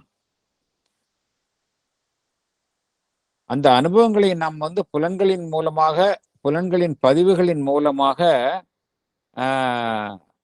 அறிந்தாலும் கூட அது நம்முடைய அந்த இன்ட்யூட்டிவ் கெப்பாசிட்டி அதனாலும் அறிவினாலும் உறுதி செய்யப்படுகின்றது. நம்மளுடைய இன்ட்யூட்டிவ் கான்சியஸ்னஸ் என்ன செய்கின்றது, பொருள்களினுடைய அந்த ஒரு தன்மையுடன் நம்மை தொடர்பு ஏற்படுத்தி கொள்ள செய்கின்றது. நம்மளுடைய அறிவு என்ன செய்கின்றது, அந்த பொருள் சார்ந்த அறிவின் மூலமாக நாம் காணும் விஷயத்தை அது காணுவதில் ஏதாவது தவறு, புலன்களினுடைய அந்த செயல்பாடுகளில் தவறு இருந்தால் அதை சரி செய்து உறுதிப்படுத்துகின்றது. ஆகையால இவ்வளவெல்லாம் நடக்கிறப்ப எப்படி நம்ம ஒரு பிரபஞ்சத்தில் காணும் விஷயங்கள், அனுபவங்கள் எல்லாம் பொய் என்று கூறுவது என்று பகவான் இங்கு விளக்கம் தருகின்றார். அடுத்தது போகலாம்.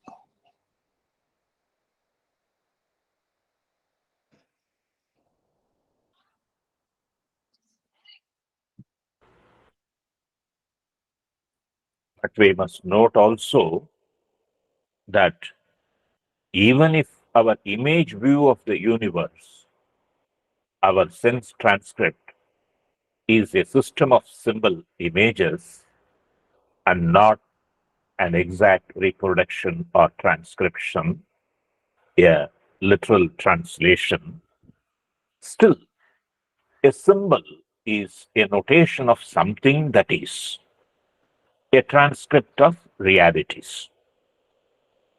Even if our images are incorrect, what they endeavor to image are realities, not illusions.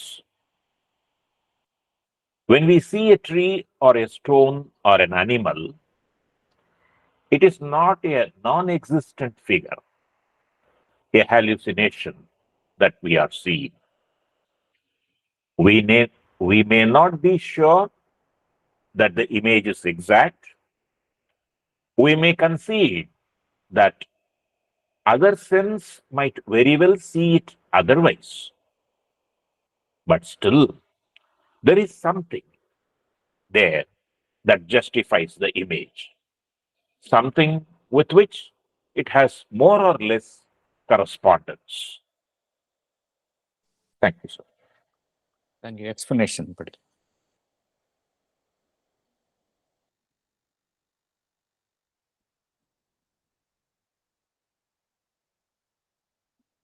படிக்கட்டுங்களாங்க sir? படிங்க madam. If we admit the fact that the image view of the universe, the sense transcript is a system of symbol images, not an exact reproduction or transcription, a literal translation, still a symbol is a notation. கரெக்ட்டுங்களாங்க sir? Correct madam. Notation of something which is real. Even if our images are incorrect, what they try to image are realities, not illusions. When we see an object, say a tree, it is not a non-existent figure. It is not a hallucination. We may not be sure that the image is exact. The other person may view it otherwise, but still there is something that justifies the image. There is something with which it has more or less correspondence. Thank you. Thank you.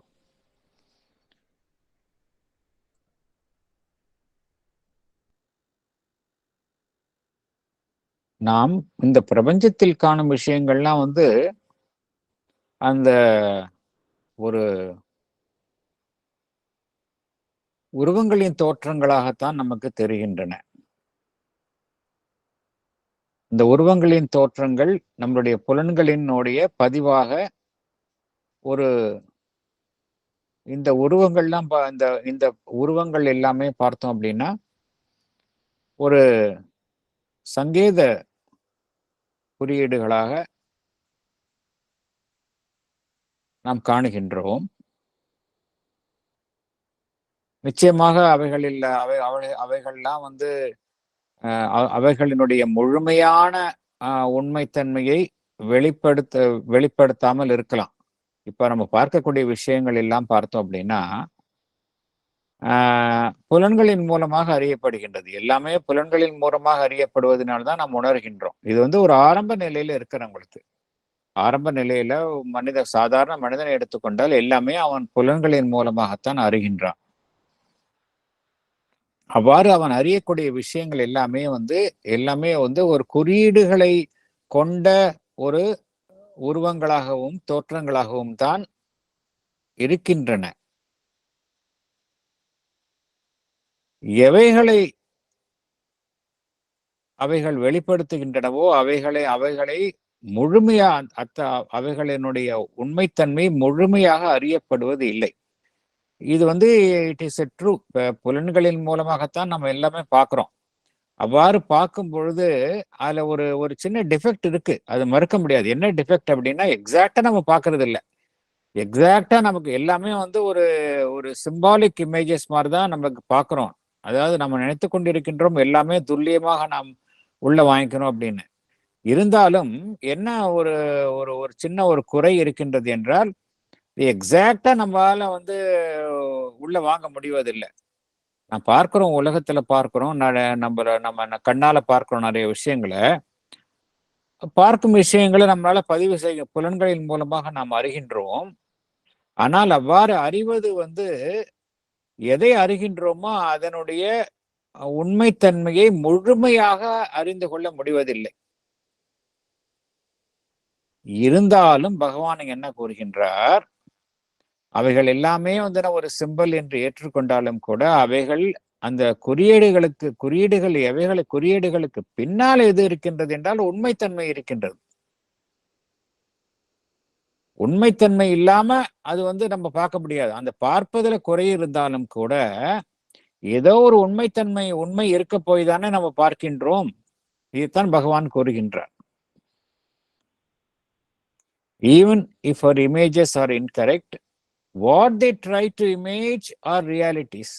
நாம் பார்க்கக்கூடிய உருவங்கள் எல்லாமே வந்து ஒரு சரியான நிலையில் இல்லாமல் இருந்தாலும் கூட, பிழைகளாக இருந்தாலும் கூட,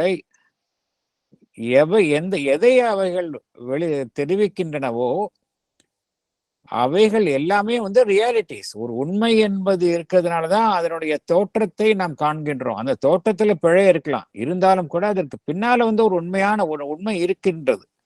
அதனாலதான் நம்ம பார்க்கின்றோம். ஆகையால பகவான் இங்க என்ன கூறுகின்றார் என்றால் இதெல்லாம் ஒரு மாய தோற்றங்கள் இல்லை அப்படிங்கிறார்.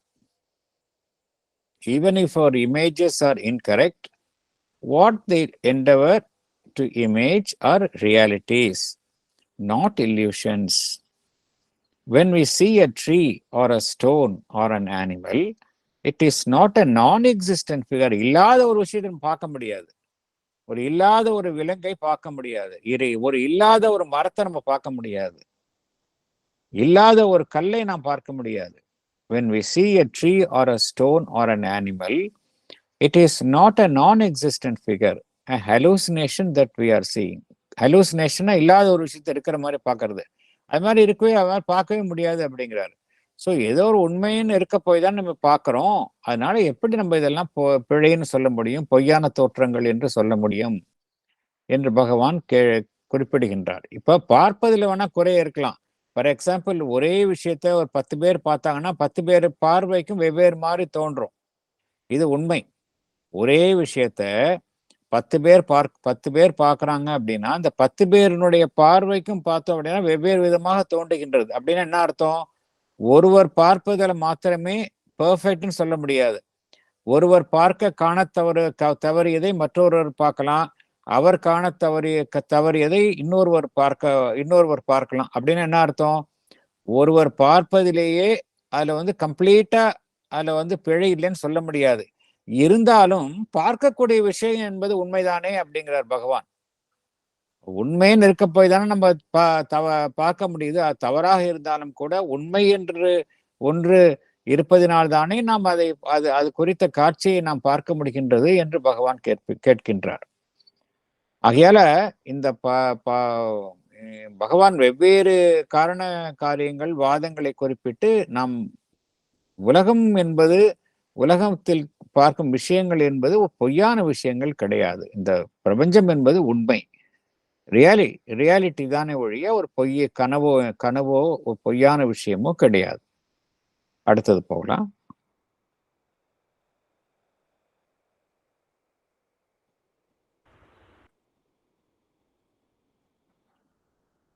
But in the theory of illusion, the only reality is an indeterminable, featureless, pure existence, Brahman, and there is no possibility of its being translated or mistranslated into a system of symbol figures. For that could only be if this existence had some determinate contents or some unmanifested truths of its being, which could be transcribed into the forms or names given to them by our consciousness. A pure indeterminable cannot be rendered by a transcript. A multitude of representative differentia, a crowd of symbols or images. For there is in it only a pure identity. There is nothing to transcribe, nothing to symbolize, nothing to image. Thank you. Explanation. Thank you. Padikitma sir. Pading madam. What does the Mayavada, the theory of illusion, say? It says the only reality is an indeterminable, that is, it cannot be reduced to determinable forms, featureless, pure existence, Brahman. Our waking experience of the universe is not a reality, but only a transcript of a reality, a series or collection of symbol images. But the Brahman being indeterminable, there is no possibility of its being translated or mistranslated into a system of symbol figures. That is possible only when this existence had some determinate contents or some unmanifested truths of its being. Then they could be transcribed into the forms or names given to them by our consciousness. The pure indeterminable cannot be transcribed into forms. It cannot be determined by a multitude of differentiated forms. It cannot be represented by a crowd of symbols or images, because in the indeterminable there is only a pure identity. There is nothing to be transcribed into forms, nothing to symbolize, nothing to image. Thank you, sir. Thank you. இந்த paragraph கொஞ்சம் புரிஞ்சுக்கிறது கொஞ்சம் கடினமாக இருக்கிற மாதிரி இருக்கலாம். ஆனா விஷயம் என்னங்கிறத சொல்றேன். ஃபார் எக்ஸாம்பிள், மாயாவாதிகளினுடைய கருத்து என்ன அப்படின்னா, பிரம்மன் அலோன் இஸ் ரியல். எல்லாம் கடந்த நிலையில் இருக்கக்கூடிய அந்த பிரம்மன், அது ஒன்றுதான் உண்மை, மற்றதெல்லாம் பொய், மற்றதெல்லாம் உண்மைத்தன்மை கிடையாது. அந்த மெய்ப்பொருள், அந்த பிரம்மன், அதன் மீது திணிக்கப்பட்ட ஒரு பொய்யான உருவங்கள் அதன் மீது திணிக்கப்பட்ட ஒரு பொய்யான உருவங்கள். உண்மையா ஒண்ணு இருக்குது, அதுக்கு மேல வந்து ஒரு பொய்யான விஷயத்தை நம்ம திணிக்கிறோம். இதுதான் மாயாவாதிகளினுடைய கருத்து. இது குறித்து பகவான் என்ன கூறுகின்றார்?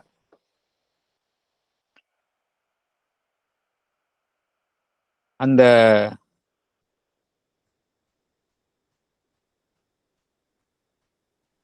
மாயாவாதிகளினுடைய கருத்துப்படி பார்த்தோம் அப்படின்னா, அவங்க வந்து டிவைனுடைய ஒரு ஆஸ்பெக்ட் தான் அவங்க வந்து உண்மை என்று ஏற்றுக்கொண்டார்கள்.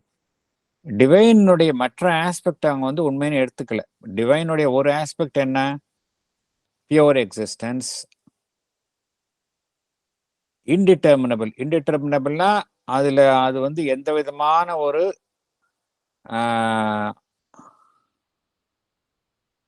ஒரு வடிவத்திற்கும் ஒரு தோற்றத்திற்கும் உட்படாதது. It is indeterminable. இட் இஸ் a pure existence, pure self.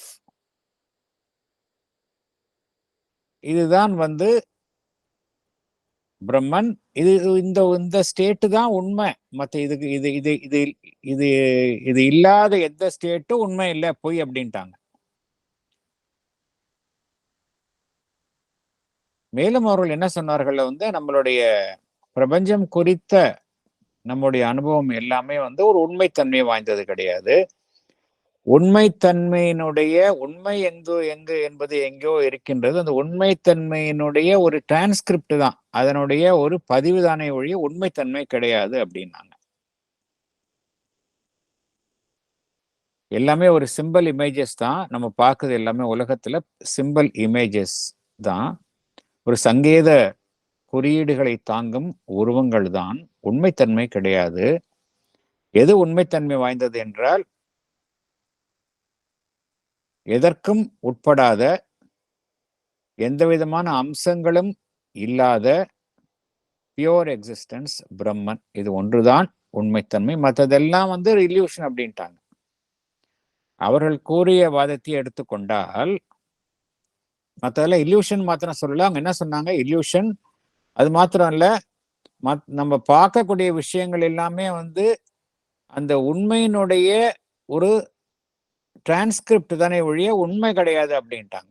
உண்மையினுடைய ஒரு டிரான்ஸ்கிரிப்ட் அப்படின்னு சொன்னாங்களே ஒழிய உண்மை கிடையாது. எல்லாமே வந்து ஒரு ஃபால்ஸ் இமேஜஸ் தான்.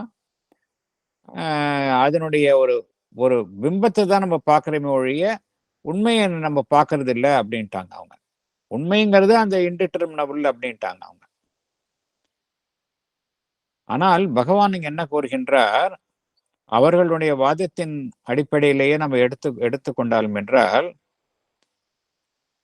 பிரம்மன் என்பது எங்கோ இருக்கக்கூடிய விஷயம். அதனுடைய அடிப்படை தன்மையே என்னவென்றால், அது எந்த விதமான அம்சங்களும் அற்ற நிலை. Number 1 indeterminable. அதுல இருந்து எந்த விதமான ஒரு அமைப்பும் வடிவமும் உருவாக்க முடியாது, நம்பர் 1. இரண்டாவது, அது இட் இஸ் ஃபீச்சர்லெஸ். எந்த விதமான அம்சங்களும் அற்ற நிலை இது. அப்படி என்றால் அதிலிருந்து எப்படி நம்ம ஒரு தவறான உருவங்களை நாமே கற்பித்துக்க முடியும் இல்லையா? அவர்கள் சொல்லக்கூடிய வாதத்தையே பகவான் அடிப்படையாக வைத்துக்கொண்டு எப்படி அவர்கள் கூறும் வாதமே முன்னுக்கு பின் முரணாக இருக்கின்றது என்று பகவான் சுட்டி காட்டுகின்றார்.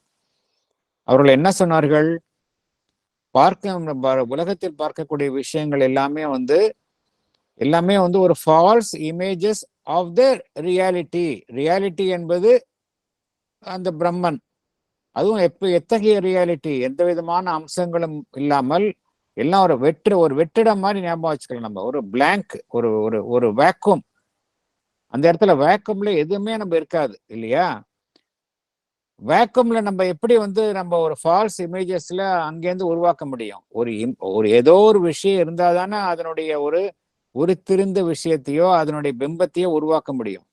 அந்த இடத்துல எல்லாமே வேக்கூமா இருக்கு.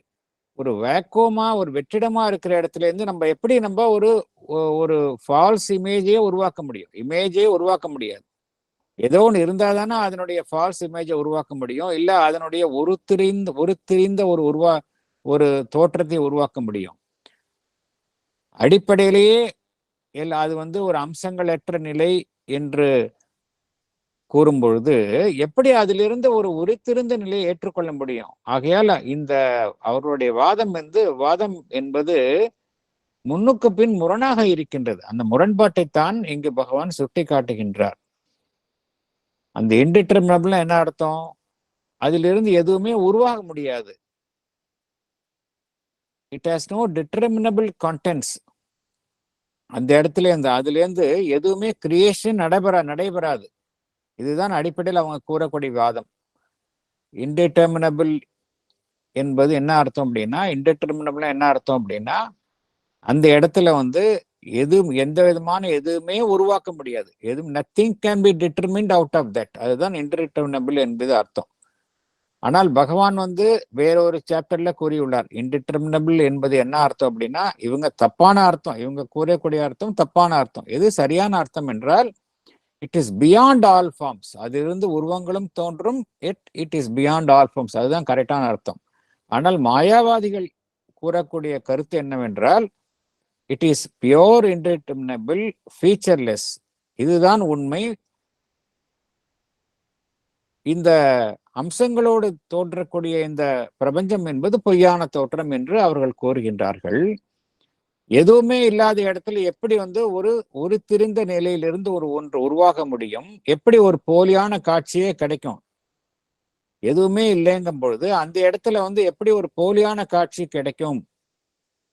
ஒரு வெற்றிடம் இருக்குது, ஒரு வேக்குவம் இருக்குது, அந்த இடத்துல எப்படி ஒரு ஃபால்ஸ் தோற்றம் வரும்? எதுவும் பேசிக்கே ஒன்றும் இல்லைங்கும் பொழுது எப்படி ஒரு ஃபால்ஸ் தோற்றம் வரும்?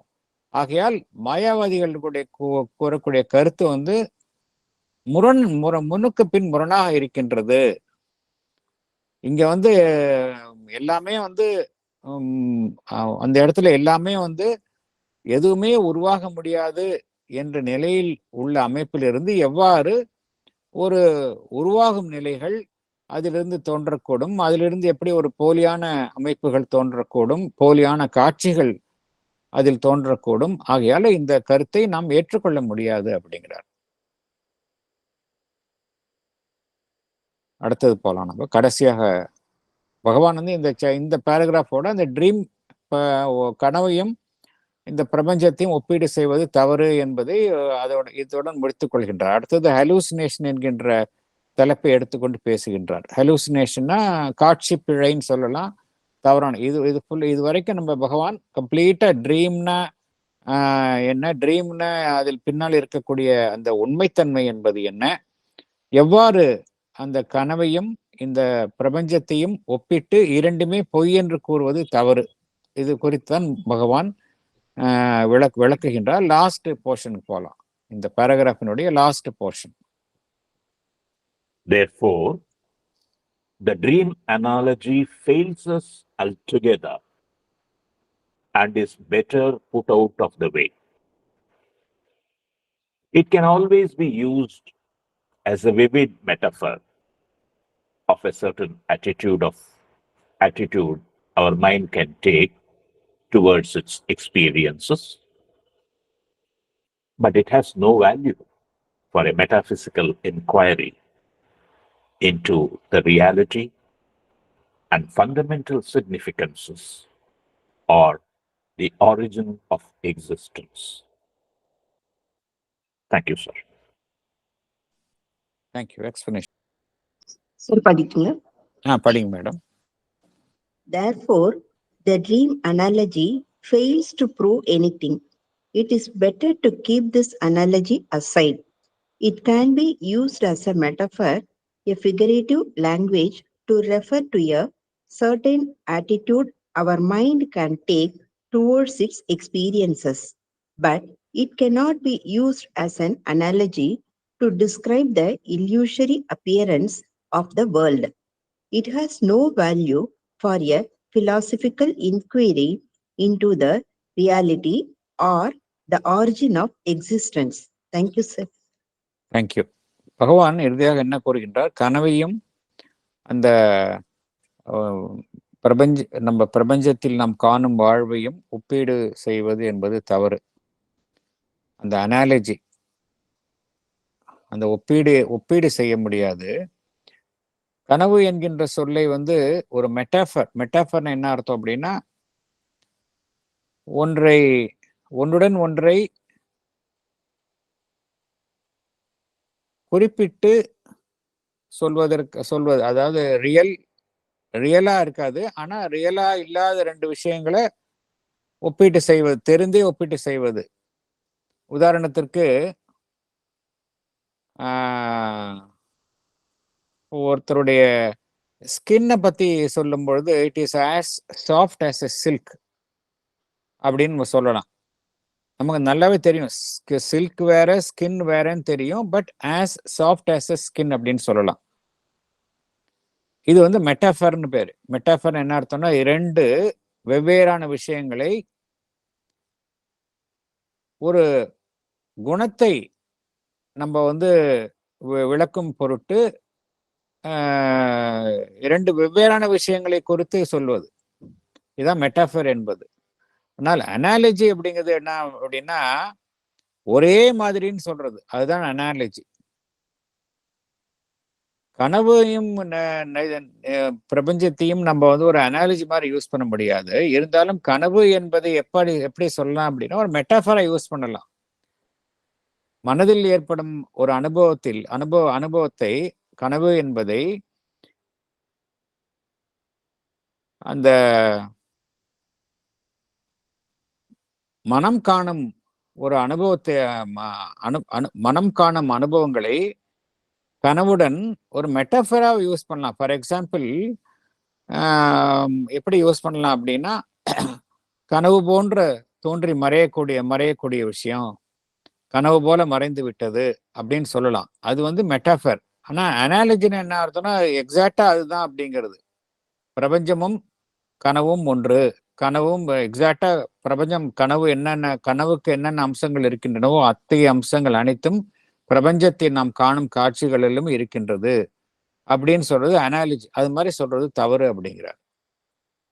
கனவு என்பதை ஒரு அனுபவமாக ஒப்பிடலாம். வேறொரு விஷயத்துடன் நம்ம மனம் சந்திக்கும் வெவ்வேறு அனுபவங்களுடன் வேறு விதமாக ஒப்பிடலாமே ஒழிய, எக்ஸாக்டா நம்ம வந்து இந்த கனவையும் இந்த பிரபஞ்சம் குறித்த நமது அனுபவத்தையும் ஒப்பிடுவது தவறு அப்படிங்கிறார். அது வந்து நம்ம அது மாதிரி எடுத்துக்க முடியாது. ஒரு தத்துவ ரீதியான ஒரு தேடுதல், அந்த முயற்சியில வந்து இந்த கனவு என்கின்ற ஒப்பீடுக்கு வந்து இடம் இல்லை, அதை நாம் அப்புறப்படுத்த வேண்டும் அப்படிங்கிறார். ஆகையால அடிப்படையில பகவான் கனவு என்கின்ற அந்த ஒப்பீடு என்பது தவறு என்கின்ற கருத்தை மிகவும் அழகாக இதுக்குள்ள ஒரு 3 பேராகிராஃப்ல பார்த்தோம். பேராகிராஃப் 17, 16, 15 இது ஃபுல்லாவே பகவான் வந்து கனவு என்றால் என்ன, எத்தகைய தளத்தில் இருந்து வருகின்றது, கனவு என்பது ஒரு பொய்யான தோற்றம் என்று கூறுவது உண்மையா, கனவில் காணக்கூடிய விஷயங்கள் எல்லாம் உண்மைத்தன்மை இல்லை என்பது கூறுவதும் உண்மையா பார்த்தோம் என்றால், எல்லாமே வந்து கனவுல வந்து அதனுடைய பெரும்பாலான பகுதிகள் வந்து அதனுடைய தோற்றுவாய் வந்து நம்மளுடைய உள்ஜீவனாக இருக்கும் பட்சத்துல சப்ளிமினல் பீயிங், அதனுடைய அந்த தளத்தில் ஏற்படும் கனவுகள் எல்லாமே பார்த்தோம் அப்படின்னா உண்மைத்தன்மை வாய்ந்தவர்களாக இருக்கின்றன. நமக்கு உண்மைத்தன்மையை அறிவிக்கும் வகையிலும் நடக்கக்கூடிய விஷயங்களை முன்னரே அறிவிக்கும் வகையிலும் கனவுகள் அமைகின்றன. ஆகையால் கனவுகள் என்பது உண்மைத்தன்மை வாய்ந்தவை.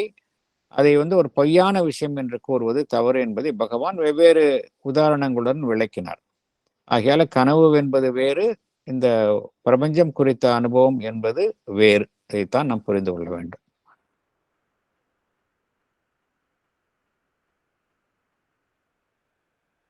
வேறு எதுவும் கருத்துக்கள் இருக்குன்னா சொல்லலாம், அதர்வைஸ் நம்ம க்ளோஸ் பண்ணிக்கலாம்.